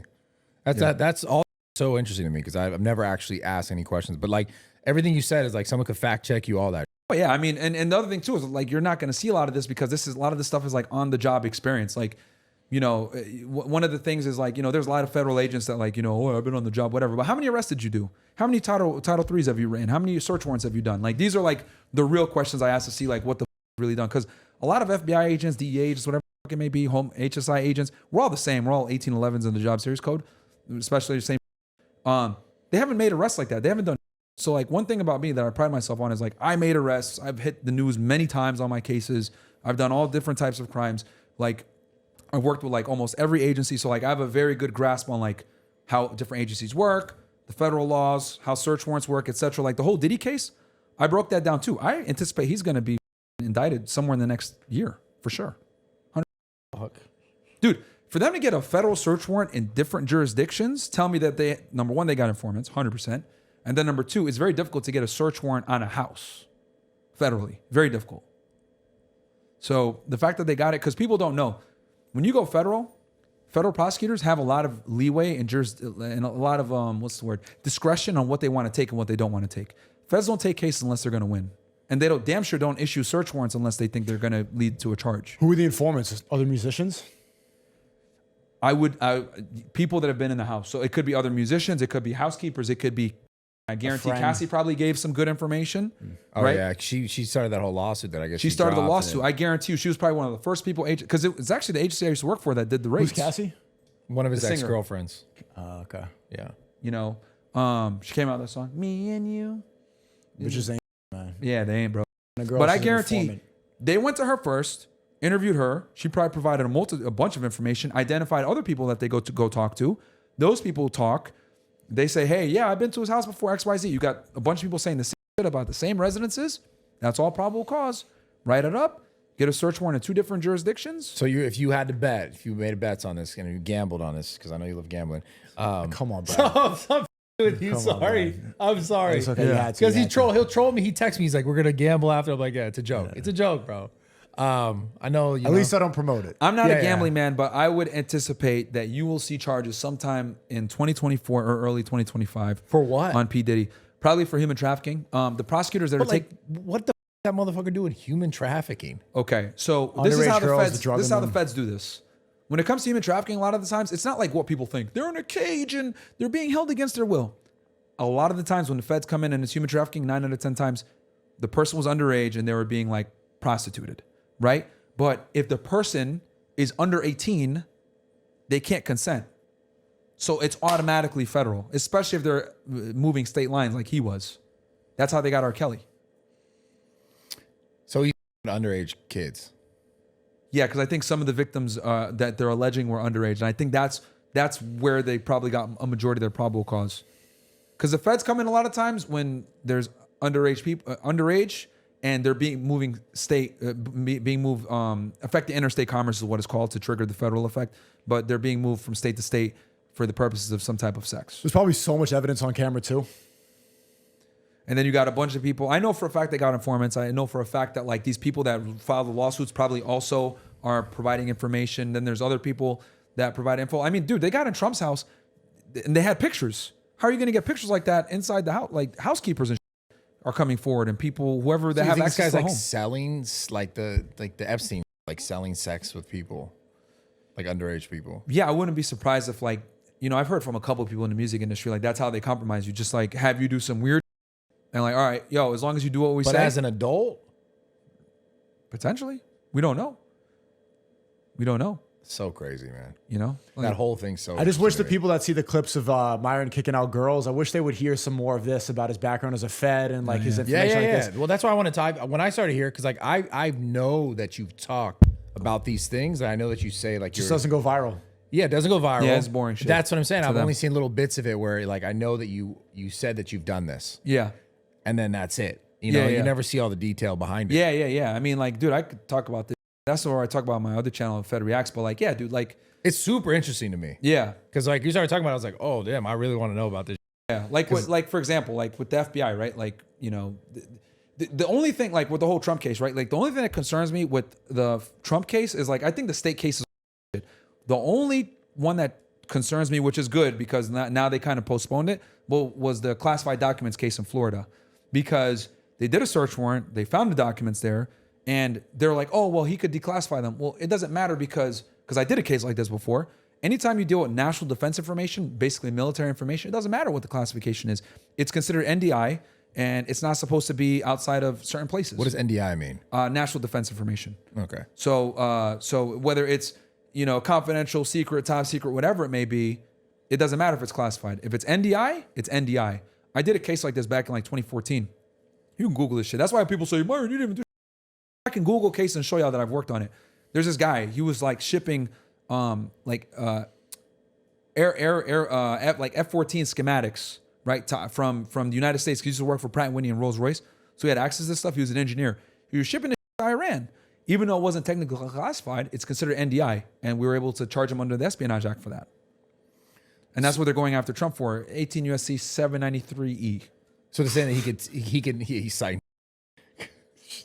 You're saying that the whole thing is like he could basically be giving this information somewhere. That's what No, their issue was where it was stored at his house. It's not considered like a secure storage, location, a safe place, or a skiff or something like that. So information like that shouldn't be there. But the problem sounds like it lies in more if it goes somewhere else.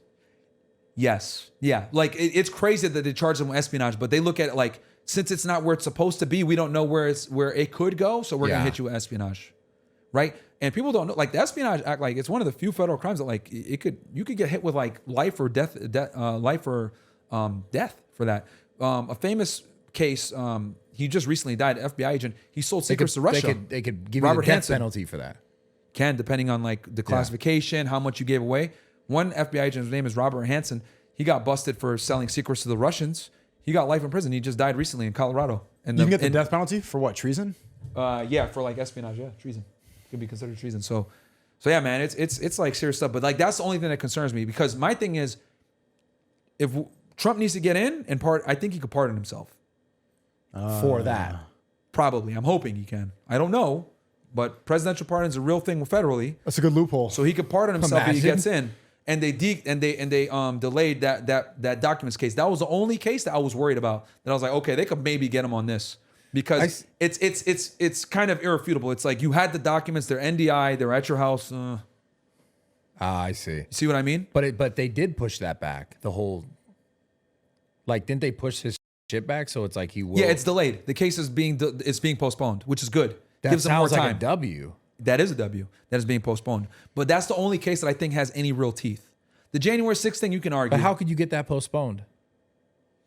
Because he has the New York trial going on right now, and he's running a presidential campaign. So his lawyers did a good job of just getting it postponed.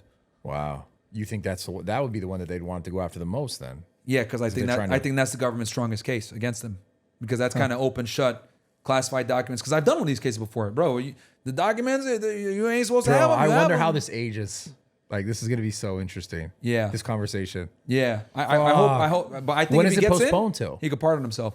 I don't think until next year, which is good. Elections in November. Holy, first president that's pardoned himself. Probably.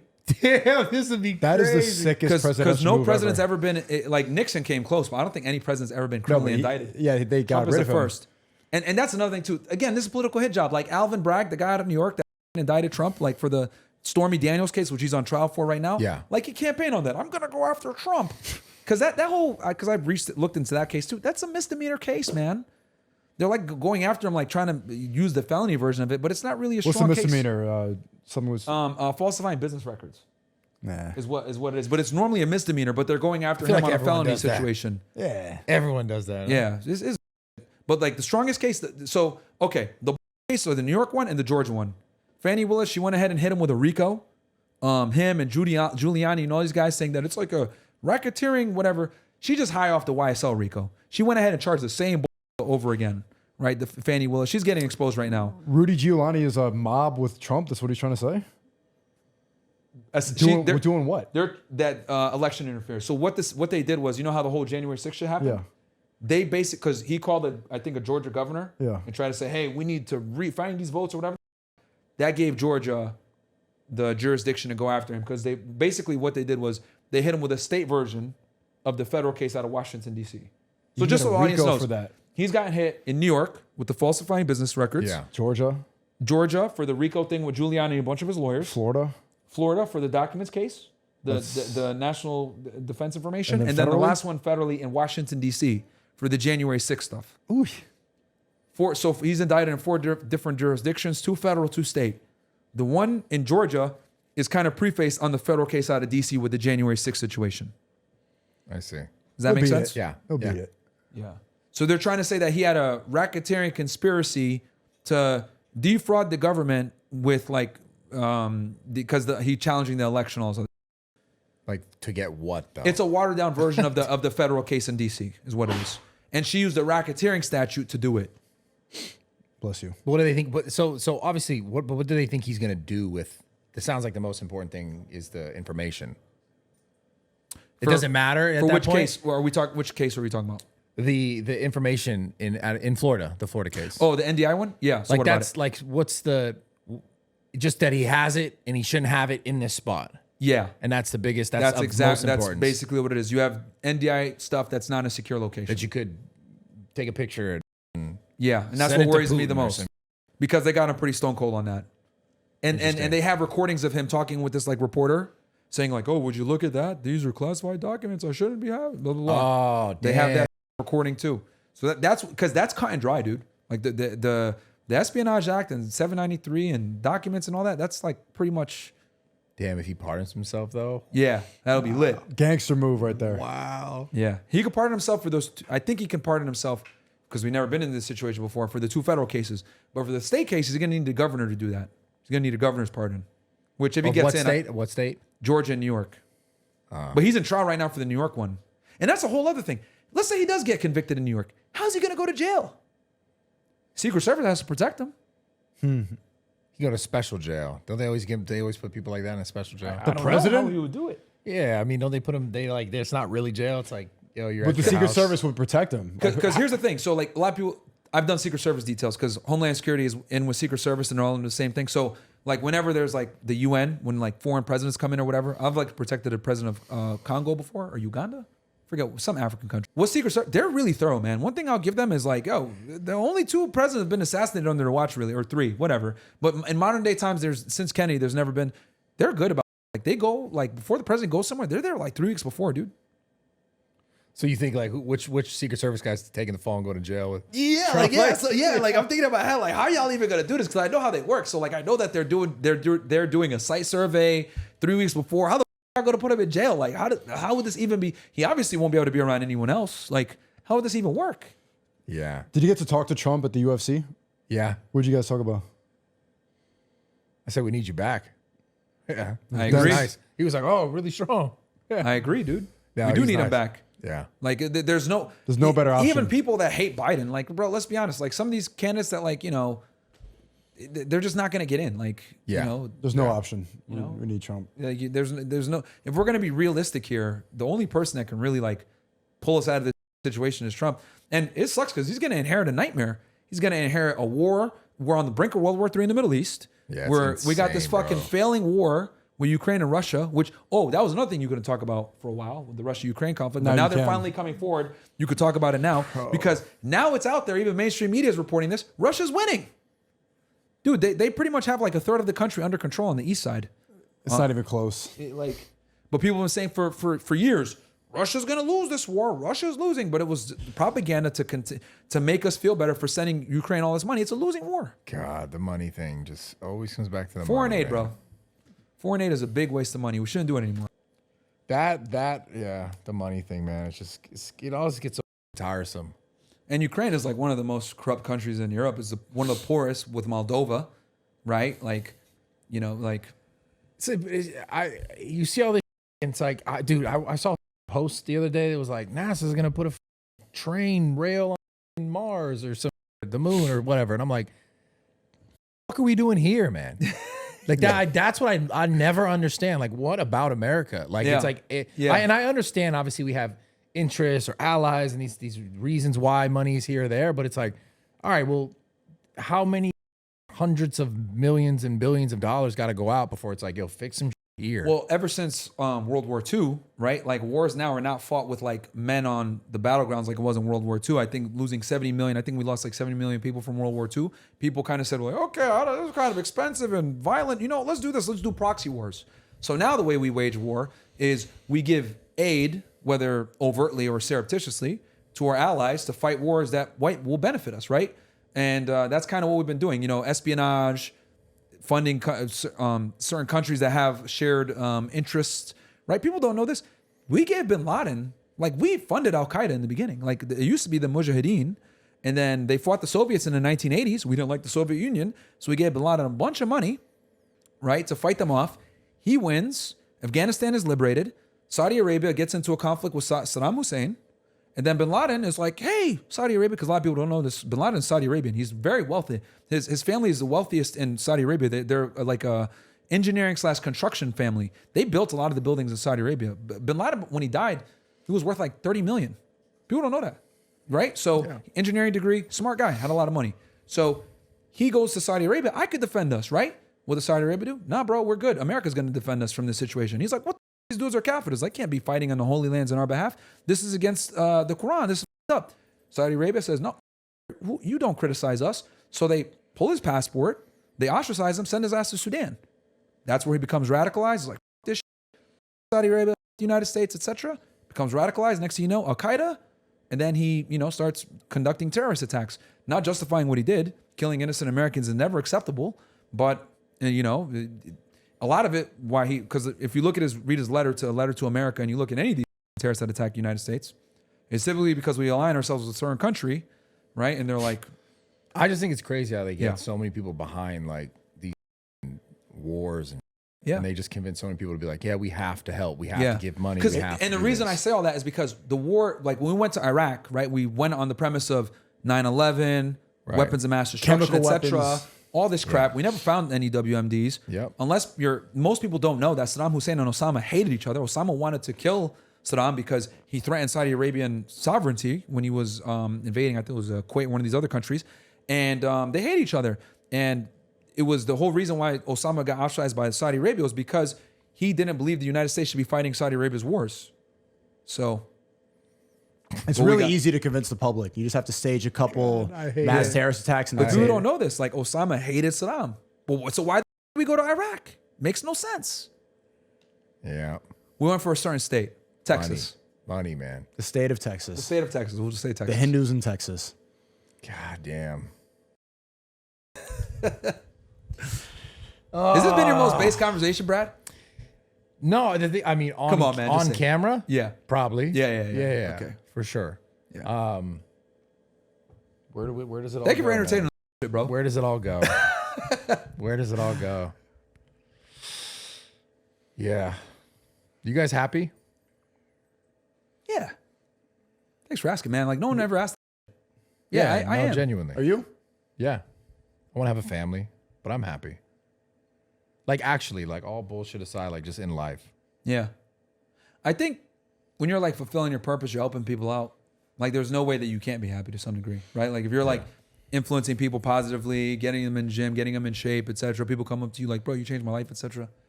How could you, like, almost like you almost feel like there's times like, I don't want to go to the gym, or I don't feel like it, or I feel like, damn, maybe I didn't, whatever. And then someone comes by and says, yo, you changed my life, whatever. Then you're like, damn, I got to keep going. It's not just about me anymore. That's the happiest I see him when a guy comes up. It's like, yo, you really helped me out with your podcast. I really appreciate that. That's like the happiest I've ever seen Myron. The only thing that gave me more satisfaction was like busting child pedophiles, kind of like we did the other day. But like we used to like, you know, because I would always be involved. Because even though I didn't like investigating those crimes, because you have to look at the CP and interview these scumbags and everything else like that. I didn't really like that. But whenever there was an arrest warrant to go pick these guys up, I always volunteered to be on the arrest teams. Every You really single wanted time. to put the cuffs on the guy yesterday. Yeah, I would always be on the arrest teams every single time. So putting those guys away is always very satisfying because they're like sick. And something crazy. Shout out to Vitaly for doing this.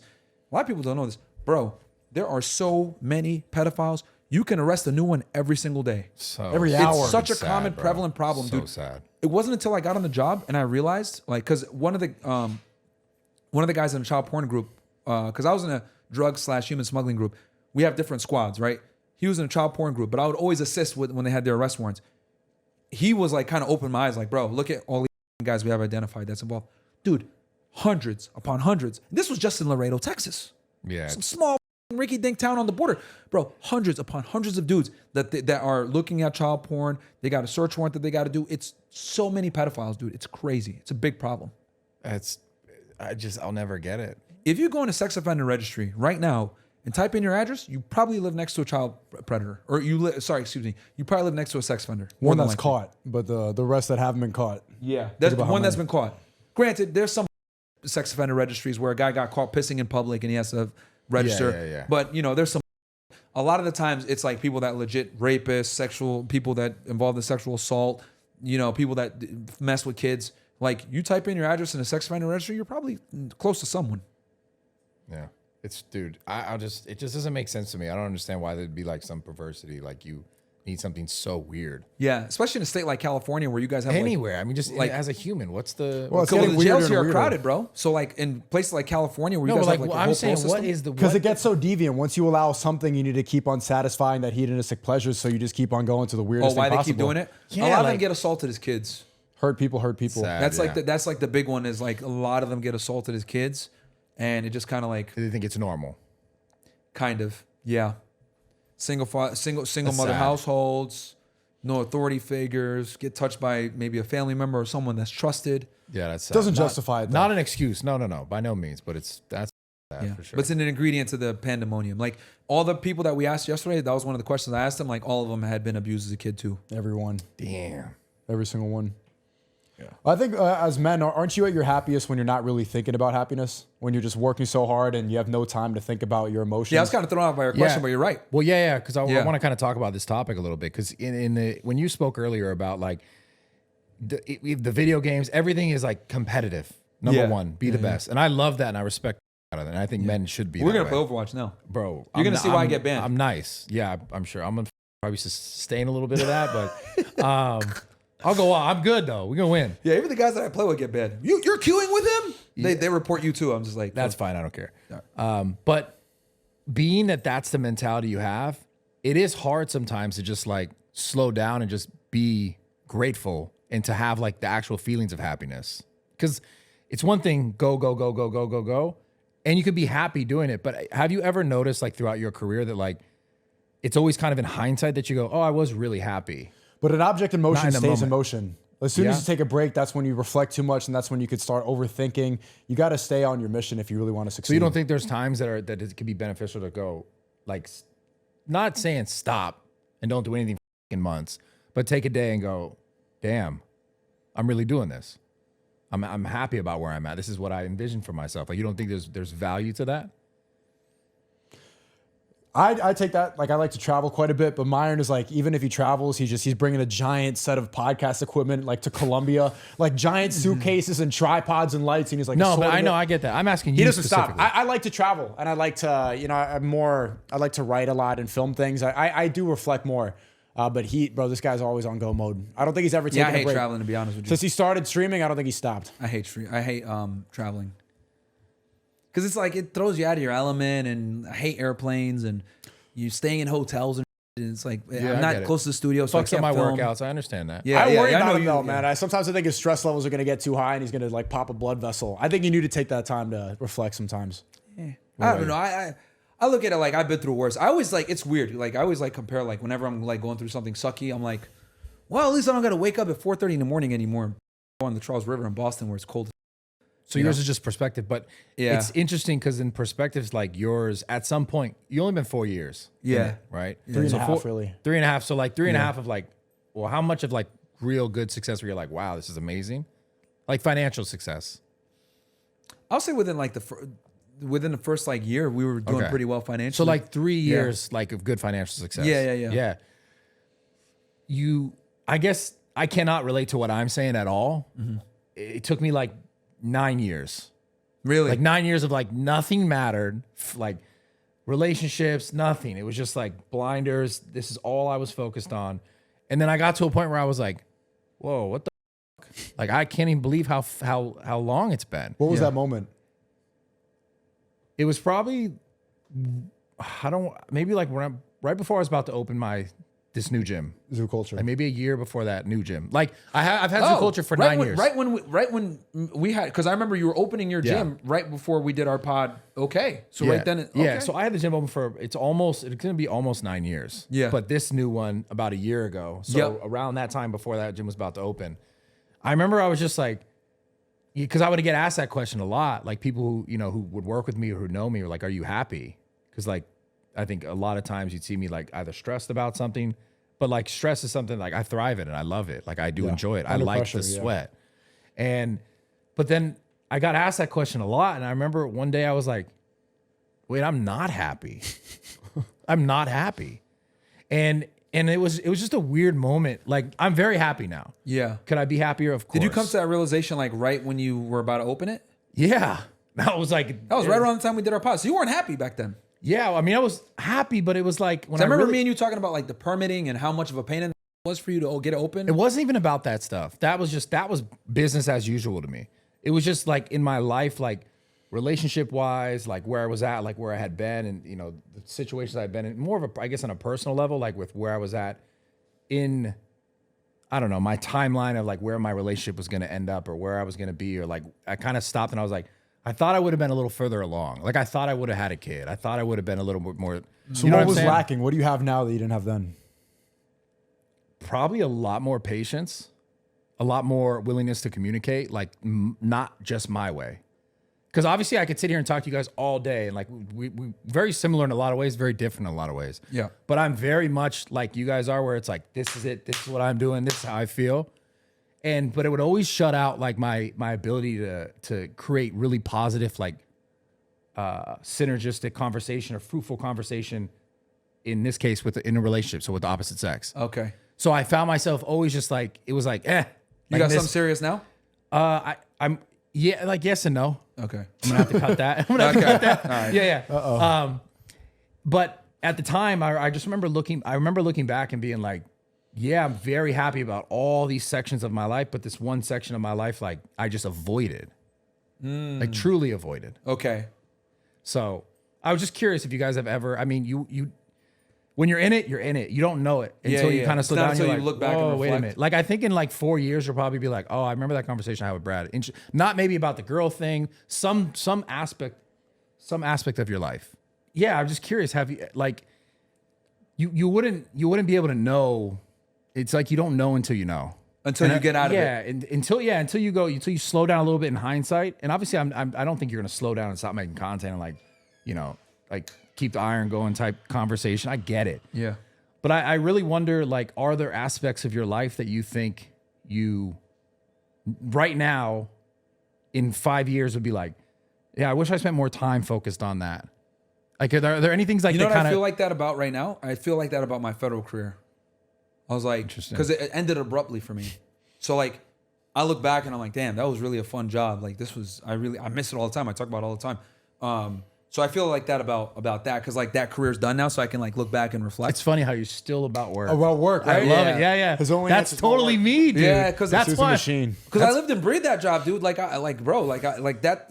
that job, right? So like I got on as an agent when I was 23. So like, and I was secluded in Laredo, Texas. So like I didn't party, I didn't drink, I wasn't like going out hanging out with friends like most 20-year-olds were. Like I was chasing after criminals and writing reports at 2 a.m. and going after like the worst people. So like I was super invested in my job. Like that was like one thing that like, you know, I had the most arrests in 2016 in the whole office, which is the busiest office in the country.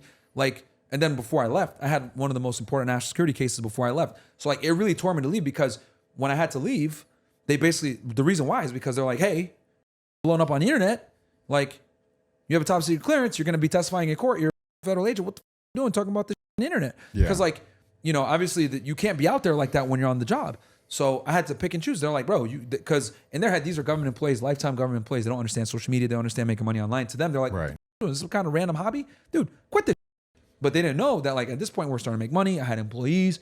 We were like, the business was starting to take off. And at that point, I had just gotten the first studio. And Fresh had just quit his job. So if I turn my back and I'm like, sorry guys, I'm going to have to put this on hold for a few months because they told me, you got to put this on hold for like 6 or 7 months. Who knows if we can bounce back after that. And then they also were reserved the right to tell me you can't go back because I had something called outside employment paperwork. When you work for the federal government, you have to get like it approved if you're going to have any type of outside employment paper, employment or like activity because it can't be a conflict of interest. You can't be a defense attorney while being a special agent. It's conflict of interest, right? So for example, so I had my approved, but then they rescinded it and they said you got to wait like 6-7 months. So they would have never. There could have been a chance where I wait the time period and they don't give it back to me because like I was in the middle of like some internal investigation because they thought that I was like filming content on my G phone, which is like, dude, I was recording 4K videos. They give you like an iPhone 7, which is preposterous. But they're like, hey, until this clears, you got to stop. And I was like, well, I got in place. So then they're like, well, pay. Well, they didn't think I was going to resign. I ended up resigning. I had to resign. So it was, and I'll never forget, December 5th, 2020, going to the fucking office over there in the Miami Field office, turn over my badge, turn all my back, my vest, my credentials, everything. So your answers still work. Yep. Yeah. Dude, I it's guess. Nothing so else. crazy There's to nothing me. else with that guy, man. It makes sense though. Yeah, I guess. What about you? Probably family time. If I have to look back in 5 years, I mean, I just came back from home, so I was able. It was Mother's Day yesterday. Yeah. I got to see them. I think that's one thing that I think I will regret. I saw my grandparents for the first time in a while, and it's probably going to be those. Everybody thinks that like those. You could have had one more conversation with your grandma, stuff like that. I've been so dialed in and focused on work that it's hard to really maintain the same relationships I had with my family before I moved out. Do you think you'll regret that? Probably, yeah. Yeah. Probably, yeah. I mean, there's only so much time that you could spend with them. Like you have the conversation, but yeah, there could be more time. Yeah. Yeah. Yeah, because candidly, there's some things I regret in regards to that family and just time being having, and just even now, it's like, even when I try to make time, it's like there's not enough time. There's never enough time. It's crazy, man. It's probably a regret that every like working man has. And I can't even, I know what your father, like, man, I can't even imagine. Yeah. You know what I mean? Like, obviously my condolences. But like, yeah, dude, like I can't even imagine like how it would feel if like, you know, I didn't have my dad anymore. Yeah. You know? And it's interesting because like your relationship with your dad, like growing up, like I really didn't like my dad growing up. I was like, man, you're your heart out. Like, bro, like, let me live. Because he always used to go way easier on my mom, my sister. But then it wasn't until like I was like 30 years old when I was like, oh wow, my parents did a great job. Like, holy shit. You don't appreciate your parents until you're older, and sometimes you don't get the chance. Yeah. You know what I mean? And I'm really glad that at least I got to tell my dad, like, you did a good job. You didn't fuck up here. And from this point, if I do anything stupid, it's on me. It's not on you guys. Yeah. So I'm glad that I was able to at least tell them that they're good parents, you know? So I don't know if you had that conversation with your dad, but obviously I couldn't even imagine. No, my father was 6 when he took his life. Oh, yes. Yeah, Yes. No, he's gone a long time ago. Yeah, So yeah. no conversations. Yeah. It's more so like maybe the more so the conversations I got to have with my mom about it in relationship to, but I totally do understand like not why he took his life. It's not justifiable at all, except for that's where he was in his life. I can never justify it. I would never do that. just because I know how much it affected me, but I only know that in hindsight. But I can say now, speaking as a about to be 35-year-old this month, that I can understand like that he must have been in such sort of like, I don't know. I mean, turmoil that I can't relate to, but knowing now, looking back on myself as like a child, like I didn't look at it or see it any of the way that I could see it now, because you can only see it in hindsight and go, oh, I've lived this much more life. I've had love. I've lost love. I've been hurt. I've been taken advantage of. So I can only say now, okay, I can never justify it because I don't think he should have done what he done. Yeah.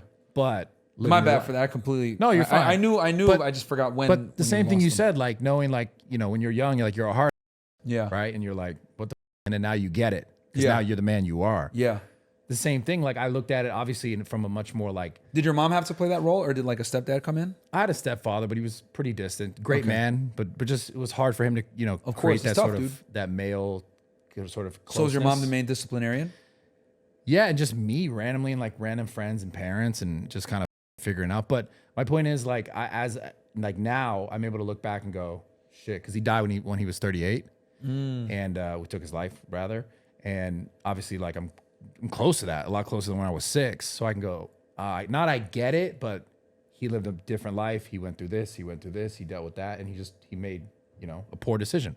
But obviously, my life wouldn't be the way it is unless that happened to me. Yeah. Like I wouldn't have to share, I wouldn't have things to give, I wouldn't have good conversation to talk about things in relationship to that and losing. And so it's always like you always get it in hindsight. You always get it later. Yeah. But that's why I'm asking you guys all this question about like happiness and where you're at in your life, because obviously success and driving and being canceled, coming back, like all the things you guys deal with, the nonsense, the shit, like trying to, like, from what I know of you two, like really trying to do good. Yeah, maybe gambling every once in a while and talking some shit. You're never gonna stop I'm bringing that sorry, up, I didn't bro. mean to ruin that moment. Never I little gonna- comedy Bro, it was relief. heartfelt, man. I'm sorry. I mean that though. I mean that. Like you guys do genuinely care, and like you do want to succeed at a high level, and I do think you want to see men succeed at a high level. Yeah. I'm just curious, like, where you guys are really at, because I never took time to think about it, and you know, it's been like 14 years of making content. Yeah. I mean, that's a very deep question, man. And you got me definitely thinking here. Because your answer went right back to work. Yeah. It was really like, And I guess that was kind me of literally shows. 6 years That just ago. shows. Yeah. That just probably shows like where my mindset is Nothing at wrong with that point. Yeah. by the way. It's just like, I think at some point you'll go, that conversation I had with Brad is really interesting. I'm thinking about that. I think men swear. are at their best when they're just constantly working. I agree. No matter what age, I think retirement kills a man. So Yeah. it is important to self-reflect, but ultimately it's like you're at I'm your, not saying stop, by the way. Yeah. No, but you're asking I'm a just saying, very good question. You get perspective when you not stop making content, not stop working, not stop striving, but you get perspective when you slow down and you look in hindsight instead of just go forward. Because I respect Sometimes the it's good to pause and see how far you've come. Yeah. Like, Because okay.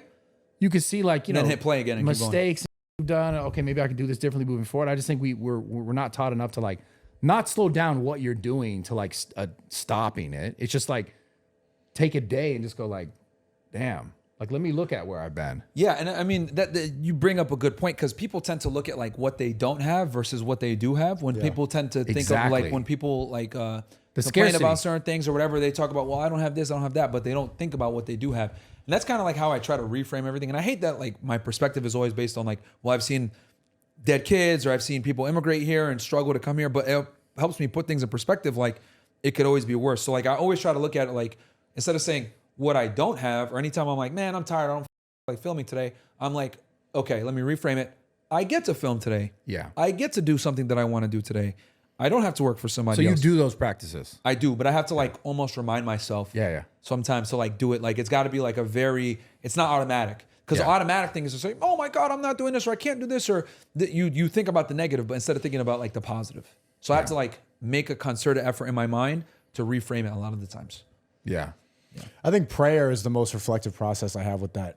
Like being able to, that's when you think about everything. When you're quiet and then you have a couple times a day to think about everything that you have and you don't have. That's the best reflection I get. But I mean, if I take too much time doing it, man, I think I might go insane. I think it's better. Too much time praying, Too much time reflecting. reflecting. Yeah, you just pray, you get over it, like you wash yourself and then back into it. And then Yeah. straight back. It's funny. What? They're just funny. I pray. I took an Epsom salt bath before we did this, and before I did the streaming, and I did a long prayer. It's funny, and I was thinking of you. I know that sounds really weird. No, Are you Christian and Catholic? What are you doing? Christian, yeah. Christian. Okay. What was what were you thinking? Orthodox or like? Or non-denomination? I don't even. He doesn't yeah. specify. I don't think. I don't really know how. Well, to I'm fucking- curious, what was the prayer? I was just I was just praying. I was praying about my family mainly, and then I remember thinking because I was like, oh, I'm going to interview you guys, so I was thinking about what I wanted to talk about, and then I just remember thinking like, I wonder how often Sneako prays. I wonder what he prays about. Like, I wonder what he really cares about. That's actually what I said to myself. Yeah. It's always about like, how can I be better? I think a lot about what my flaws are, about how I can try to shape that better.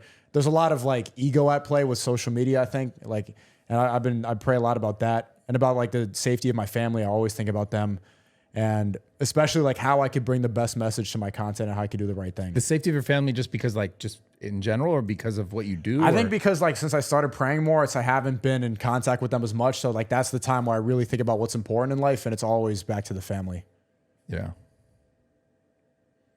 Yeah, man. Did the religion stuff, when did it really shift for you? A little over last year. You were Christian before? Yeah, I was Christian before. I would say like a year and a half ago, I had to like, was like, yeah, God's real. And then last year we went to Dubai, and I was lucky enough to go to a masjid. And then in there, I was like, yeah, I'm going to start taking this seriously. And then it shifted. Ramadan was a big one, like getting to be in the Middle East. I always prepare for that. I think Myrons like has the same trajectory too, probably. I think like maybe another 2-3 years of like full grind mode in the States, and then I think I'm a dip and then go to the Middle East. Go live overseas, yeah. I think that's the move. I mean, we'll see how successful. Obviously, we're going to see what happens with Trump, but I don't know. I don't think that this is a ship that's going to keep sailing much longer. I think this is America's a sinking ship. Obviously, this is the greatest country in the world right now, but a lot of what's going on, I don't think it's the best place, especially when it comes to raising a family. We all have kids that we need to raise in the future. I'd much rather raise my kids in the Middle East than in here. Dubai, you've been to Dubai, right? Yeah, I love it. Yeah. I mean, I like it, man. I mean, it's safe, it's clean, no crime at all. Yeah, that's one of the craziest Zero things. crime there, dude. So versus like in LA, right? I don't even wear my Rolex out here. You know, in Miami, you know, only certain parts. Like, and if you look, like most of the most crime-ridden cities, I hate to bring it back to politics, but they're all Democrat-run, man. So it's just like. It's just wild. And then you look at the public school system where they got these individuals coming in and reading to children and all this other. It's like, come on, man, what the is going on? So we're slowly like descending into a clown world. Like obviously, the United States is the best country in the world. That obviously the most opportunity from a financial perspective to make the money. Like they call it the land of opportunity for a reason. But it's like make your money, and then like if you want to raise a family, unless you're gonna private school your kids, you know, really. Like sensitize them to certain things and keep them away from certain things of their certain age, which is difficult to do with social media and you know the ubiquity of porn and everything else like that. It's going to be very difficult, man. It's like, you know, and it's interesting because like when I walk around in Miami or LA or any of these major cities, I don't see people pushing strollers with kids. When I was in Dubai, that's all I saw. Babies. I see people walking dogs and shit like that, but you know, here I see people walking dogs and you know maybe a couple here or there, but I don't see people walking with their kids. When I was in Dubai, all I saw people pushing strollers, people walking with their kids and stuff like that. You don't see that here in the States like that. That's interesting. It's like one of the biggest things I noticed differences. Holy shit, yeah, I never even Right? thought of that. Think about that, dude. Like when you're walking around like West Hollywood or Brooklyn, Miami, or downtown Miami, or New York City, you see Nowhere. people with their kids. Don't. Yeah, but maybe because they're out in the more suburban areas, you know, like out like Coral Gables or Yeah, but like still, you go to the park, you don't see people walking with their kids, dude. People are there with their dogs. They're walking afraid. A around. lot of the It's just parents are like, afraid to have their kids in public now. like I just something. Insane, man. yeah, and the birth rate has been steadily declining in America for a Yeah, while. Elon talks about that a lot. You know, so Pretty it's crazy. like That's the best act of resistance is having a bunch of kids. I mean, if the globalists want us to be childless and unhappy and constantly be reliant on the system, then the But best what would way be to the fight back what is would kids. be the point of having less kids if it's less people to spend money? Because if we don't have family, then we're easier to control. But at some, but also at some people point, are more prone to like spend money when they're single too on stupid. Oh, that's You're a way bigger consumer when you're single than when you have a whoa. family. That's actually If you think about it. Up. You just blew my Amazon. I'm like, I gotta stop buying shit on Amazon. Yeah, dude, like, like, Holy like, yeah, dude, like, What are you buying? just dumb from the van. I mean, it's I like, but it's like, do I really need it? No. Shit for the van, I don't. And imagine this: like you have the expendable income to do it. There's people that spend money like that don't have it, dude. You like for you, it's fine. It doesn't hurt you financially. But there's people that literally like the Postmates consume their way into brokenness. Well, that's food, though. I mean, but man, they tax out of you on that. Yeah, and I order a lot of food. I got to stop that. Like remember how I was talking about like advertisers targeting? Like they want to keep women single because women are inherently consumers, and when they don't have a family, they spend even more, dude. They're gonna buy clothes, bags, makeup, all this. They spend way more like on themselves, right? More of a consumer than on the family when they're single. And then also think about it from like an employment standpoint. If you're, and I talk about this in my book, Why Women Deserve Less, out in stores right now, Amazon bestseller. You got a book? I got a book. Yeah, it's called Why Women Deserve Less. Gotta send me one. What I should have. Yeah, what the hell? You should have brought it. Yeah. See, I didn't even know. Yeah, I'll send you a copy. Yeah, send it to me. I'll send you a copy. What's the sequel called? That'll be a talking point. If you keep it like on here, people are, what the fuck is this? It's like a huge like conversation starter. What were you gonna call the sequel? Why Women Deserve Even Less. Get money. Second book is gonna be Why Women Deserve Even Less, and the last one is Why Women Deserve Nothing. 3-part trilogy, but in the nothing's crazy though. Nothing's insane. And it's only like 100 pages, and I released it on Valentine's Day because women deserve less. Oh my god! That's why the book is so short. But you just title the next one, "I Hate Women." Yeah, you were right. But in the book, I mean, I really talk about feminism, and is it right? The title is like just funny, but I talk about feminism. What feminism effectively did was it doubled the workforce. So when you double the workforce, what are you able to do? You're able to pay less wages. Double the taxes too. Double the taxes as well. Damn. And then what do you have now? You have double the workforce. Employers don't have to pay you a sustainable wage like that because they have double the workforce. And then bam, now women are able to enter the workforce. They're empowered. They make their own money. Guess what? That's another person that can buy and consume your products. It's weird. It's like the greatest place and the worst place. Yeah, single people spend way more money than like people in couples, like because they're not as financially or fiscally as responsible because there's no reason to be. Dude. Yeah. How do we make America great again? You think it's doomed? I think it's the last shot. I think Trump has the last real opportunity. After that, I don't see anybody. There's some of my friends, I think, possibly in the future, but they're far too young to run now. But in recent times, I think it's Trump and then who else? And I mean, you've seen an explosion, this whole passport bros movement, guys being expatriates. Like, how many dudes do we know that, like, you know, are YouTubers that are like foreign, dude? A lot. A lot. Right? If you talk about it from a societal standpoint, the dollar inflation, cost of living, the women, so many guys go abroad now. There's so many expatriates in other places in the world. So, I don't know. I mean, I'm kind of with Sneako here. Where like I'll probably be here like another 5 to 10 years, but like 5 to 10. I'm thinking, yeah. Oh, that's a long time. Because I want to build up my real estate portfolio. I got to open up more gyms too, man. How many more do you need? You already have 2. No, we're doing Miami now. Oh yeah. Let's go. Miami? Yeah, no, it's slated like 100%. Okay, you're done. Okay. Dude, we talked about this years ago that you were like, I want to expand into Miami. And then once we get that, it's probably going to be like Vegas, Texas. How much passive income before you could comfortably leave this country? How much? What's your real estate portfolio? 20K a month? 50K a month? So, okay, I'm really transparent about this. Fine, I don't mind sharing. You have like 12 properties? I have 20 properties right now. God damn. Like 50 something tenants. I'm grossing like 70. What the fuck? But that's grossing. That's grossing. That's not paying, because remember, I have maintenance. Like some houses I own outright, and then some I have a loan on, which, by the way, never buying a house cash is stupid. Yeah. FYI. Yeah. But it's the really halal way to do it, bro. It is the halal way to do it. But if we're going to That's what I did. I bought 2 houses cash. But there's so many things with taxes that it's a bad idea. Yeah.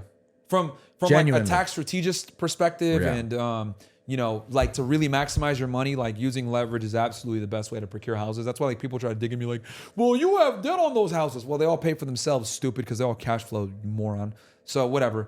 But yeah, I have a couple that I own outright, but I think I'm netting like 20 to 30. I got to redo the numbers, but I think I'm netting somewhere in that, like somewhere between 18 to 30. I don't know the exact.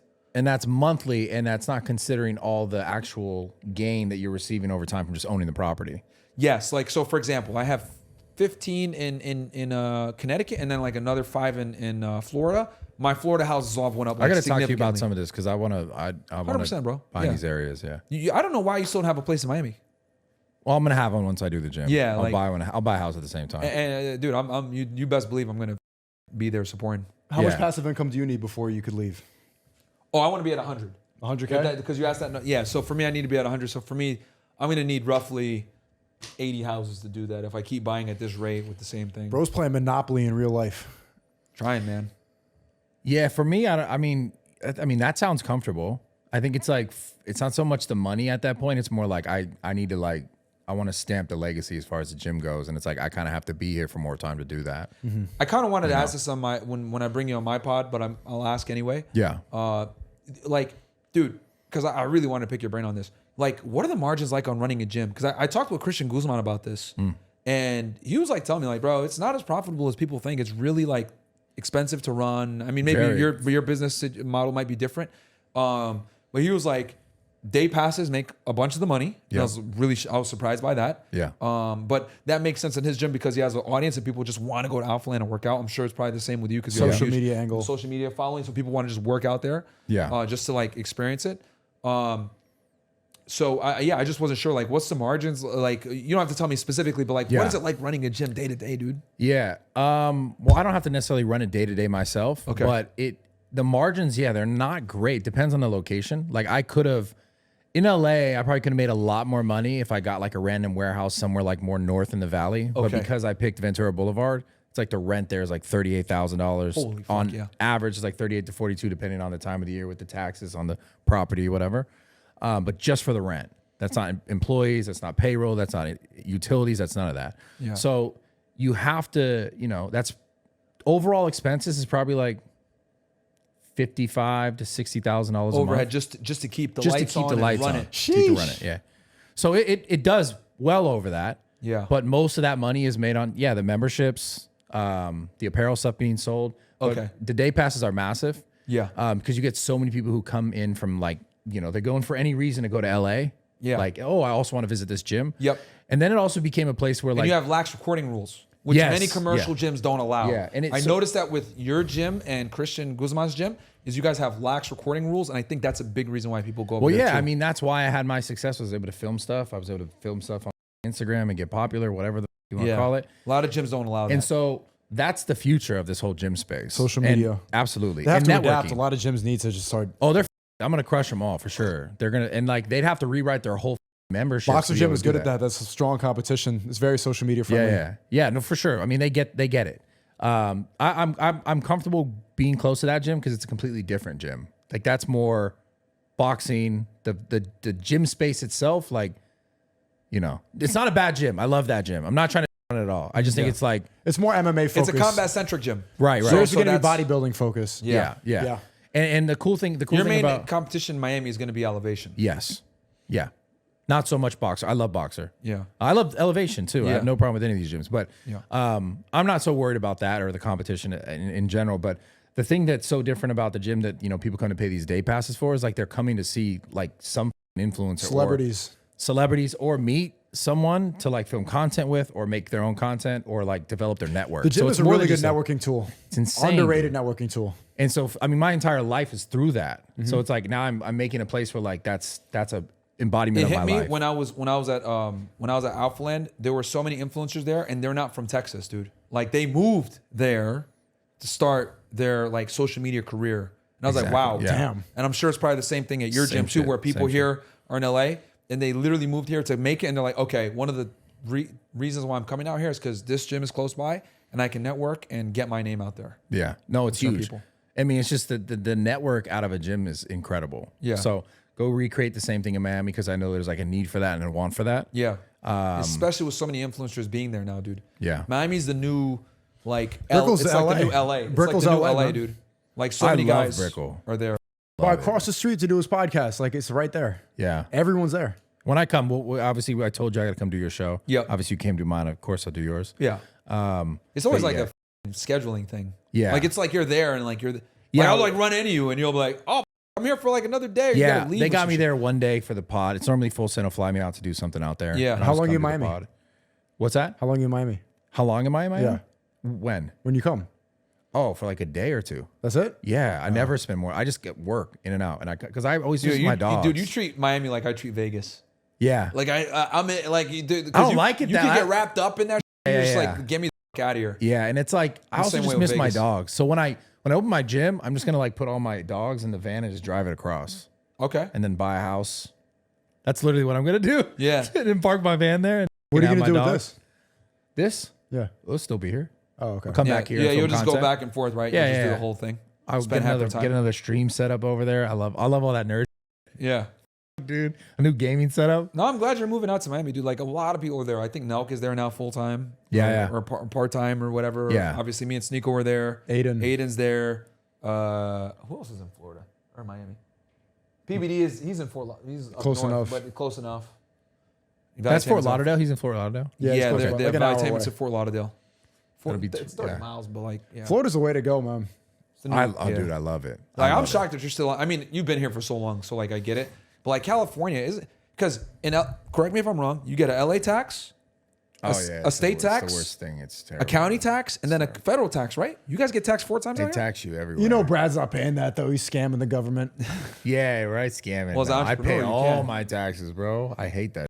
I remember we had this conversation. I was like asking you, like, dude, what's the permitting out here? Like, I guarantee there's probably like, and I can't even imagine. Bro, you pay for like everything. opening a gym here. You pay for everything. In Los Angeles, in California, one of the most woke places. COVID, like, Yeah. holy crap! Did man. that kid ever come back to the gym? I bought somebody a year membership at his gym. This like 14-year-old kid. Did he ever come back? I think he trains there. Yeah, I think he trains there in the evening. There's like the 13-year-old, 14-year-old. Yeah, I got to show me a picture of his face, and I'll tell you. Okay. If you can get me a picture of his face, one of his clippers, I'm sure they could send it to me. Yeah, I'll send it to you. Dude, what is with your community? They're on. Why? it, man. Why do they? You call me Bro. and they're like, Bradley Martin was No, crying. actually, you were right. A lot of those people I started banning. Like the problem with streaming is that you create a lot of parasocial people that just like to they like to stir drama and get involved and stuff like that. Yeah. Like I've been like laying down the law. Like I've been banning all those people. Like I'm sick of because what we do is self-improvement content. So if I have people that are living vicariously through streamers and trying to like stir drama, they're just nerds living behind a laptop. It's completely opposite of everything I'm trying to promote. So I'm getting rid of all those people. Nice. Yeah, no, I'm really, really against You that. always get the spurgs. It's like you can't avoid it. Yeah. Yeah. Yeah, because I was just like, what the? Like, Yeah, they'll no, just it's fucked love, up, they bro. love to hate. I'm like, dude, what the hell? Well, they Yeah. like the fact that they think that they can affect like lives and like get in between people that they see through the Yeah, screen. they get But- off on that, dude. Like they want to be acknowledged a lot of the times. I get it. I They get lose it with no attention, so they try to get it from people online. But yeah, Yeah, it's like it's kind of one of the negatives of like being on the internet. Is like it. Yeah, kind of can't avoid that too. Yeah. Entirely. Yeah. it's like That makes sense. like when I do my Fed React channel, like there's weirdos that like talk like my chick Angie, like oh she's a foreigner. You know it. That's a whole nother conversation, man. Yeah, well, they get God. pissed off about that. Yeah. Yeah, you know. like my chick, I kind of dragged her on camera, so it's like whatever. It is what it is. But yeah, I mean, if you know, in an ideal situation, a lot of times it is best to keep them off. Because then, like, you know, people are weird, dude. Like, they're just like, and the thing is like, a lot of times, like, they're not, like, unless they're a cloud chaser bimbo, like, a lot of times they're not built for it. Like, it really affects them. Bro, yeah. How does she deal with that? Oh, dude, it bothers her. Oh, she's huge. Oh, yeah? Yeah. She's a definitely- girl. Yeah. Yeah, she's a like, girl. it definitely bothers her when people talk ever. Cause, like, this isn't true. And I'm like, I know it's not true. It's fine. And, like, for her, like, the thing is, like, that bothers her. It's like, they're lying. Like, I wouldn't, like, this is not, like, you know what I mean? They'll try to say something about her. And she's like, this isn't true. And, like, it really bothers them. Cause, like, you know, people on the internet are weird, bro. They say, like, weird. So, and I got to bear some responsibility because like she's so helpful with my Fed channel. Like Yeah. she does a lot of the research and just like she loves that true crime. Oh, that's cool. She does a lot of the research. So like she'll be like my co-host on that and like she'll help me out. So like we're covering like a serial killer or whatever. She'll come in with like little facts and add to the show. And like I kind of like brought her in there. So like, you know, she didn't sign up for this like to Yeah. be like an online personality. Like I kind of dragged her in. So like I feel some level of responsibility. So, you know, it is what it is. But yeah. And she was helping me with the fucking prank, not the prank. She was We're catching translating pedos Spanish yesterday. to the pedos. One of the guys didn't speak English. So, and he tried to play that whole thing. And then she's there and he's like trying to play like he's thinking like none of us speak English. So she's like immediately catches on, hablas español and starts talking to him. So it's like, now you can't hide, you know? So, you know, you got to find girls that can like add value like that and, you know, not be a pain and everything else like that. So, Yeah. Hard to find these days. dude, it's Very so hard. tough. So like the girls that work for me, right? Because I got a bunch of girls that help me with like sourcing girls for the show or whatever. Yeah. Dude, like some of the things they're misogynist. Like I'm just gonna say, I hate these because like girls flake or like they say they're gonna show up and they'll Yeah, show yeah, up. yeah. You know, so and like and they kind of like get to experience what it's like to be like a guy a little bit, like with the flakiness and like bro, Because they the don't- scheduling of it. Yeah. Yeah. It makes sense. and they're like, these whores, blah blah blah. Like all the girls for me, just bash women all day. They didn't know just like, before. Pearl is a complete misogynist now because of the show. She had to stop doing panels with girls because she's like, oh my God, girls are the worst. Yeah. When the shoe's on the other foot, they hate that. I even have to tell them, like, bro, chill. Yeah. You? Yeah. Oh my God. Chill. You said go from 12 to 8 Yeah. to them? They're in the other room. I'm like, Holy- yo, chill. What's wrong with y'all? Lower your voices. That's crazy. Oh man. Well, dude, you guys, it's a f***ing pleasure, man. You guys are awesome. How long did we go? I have no 4 idea. hours. Let's get something to eat, bro. Really? This is the longest podcast I've ever done. It's 4 hours. Oh wow. That's okay. Yeah, it was We'll 4 post hours. it later. Just like you know what you do to like be like, guys, I interviewed Sneako and Myron. Like as you know, it's crazy. Sorry, we gotta clean it. Well, I just want to say thank you guys for coming thanks, on. Brad. Right with me. It's fine. Thank you for coming on. Bro, you're genuinely one of my favorite people in the social media world. I missed you, man. It's been a while. Like, yo, you're genuinely one of my favorite people. Like, you know, you can ask any. I would only speak highly of you. I hate your guts, but I love you at the same time. Thank you, brother. I appreciate it. I genuinely, yeah, bro. Like, yeah, and you've always like spoken really positively about me. Anytime like people bring up my name, like, and I've seen like you can. It's totally like it'll be someone that like might not like me or is like indifferent, and like you could totally throw me under the bus and you never do, and I appreciate that. I've noticed that. Like I was like, no, Myron's hella cool. I love Myron. And I'm just like, thanks, dude. Like, yeah, well, I mean, you're not. And I know that's not easy to say because like we're so controversial. Yeah, I mean, you're a very consistent human. Like, you're not. I've never talked to you. Been like, what the. Yeah. Like, oh, that was weird. That was different. So it's like I respect the fact that you have different viewpoints and we don't have to necessarily agree on everything, but like doesn't mean we can have a conversation. Yeah. And I agree with a lot of what you say as well. So it's like I enjoy talking to you, and I don't think like I don't know. I don't think enough people get credit. Like they just get clipped. Yeah. Like yeah. a lot and of I people just appreciate take you me like credit. giving us a platform and hearing us out. Like that's why I was like, yo, I got to give Brad like one of the great interviews. You know what I'm saying? Yeah. Cook today, man. Yeah, you went crazy. Yeah. You got to cut a lot of it out. But. Yeah. Well, you know, hopefully someday it's just like let it rip, dude. When I'm gone, post that whole thing, dude. If I died, post that whole thing straight up. Hey, man. Like I told you, bro, you got to give a good interview, man. You're like I said, you're literally one of my favorite people on social media. Real talk. Thank you, brother. I appreciate it. yeah. Thanks, Brad. And thanks for coming too, man. 100%, Yeah. bro. Cool.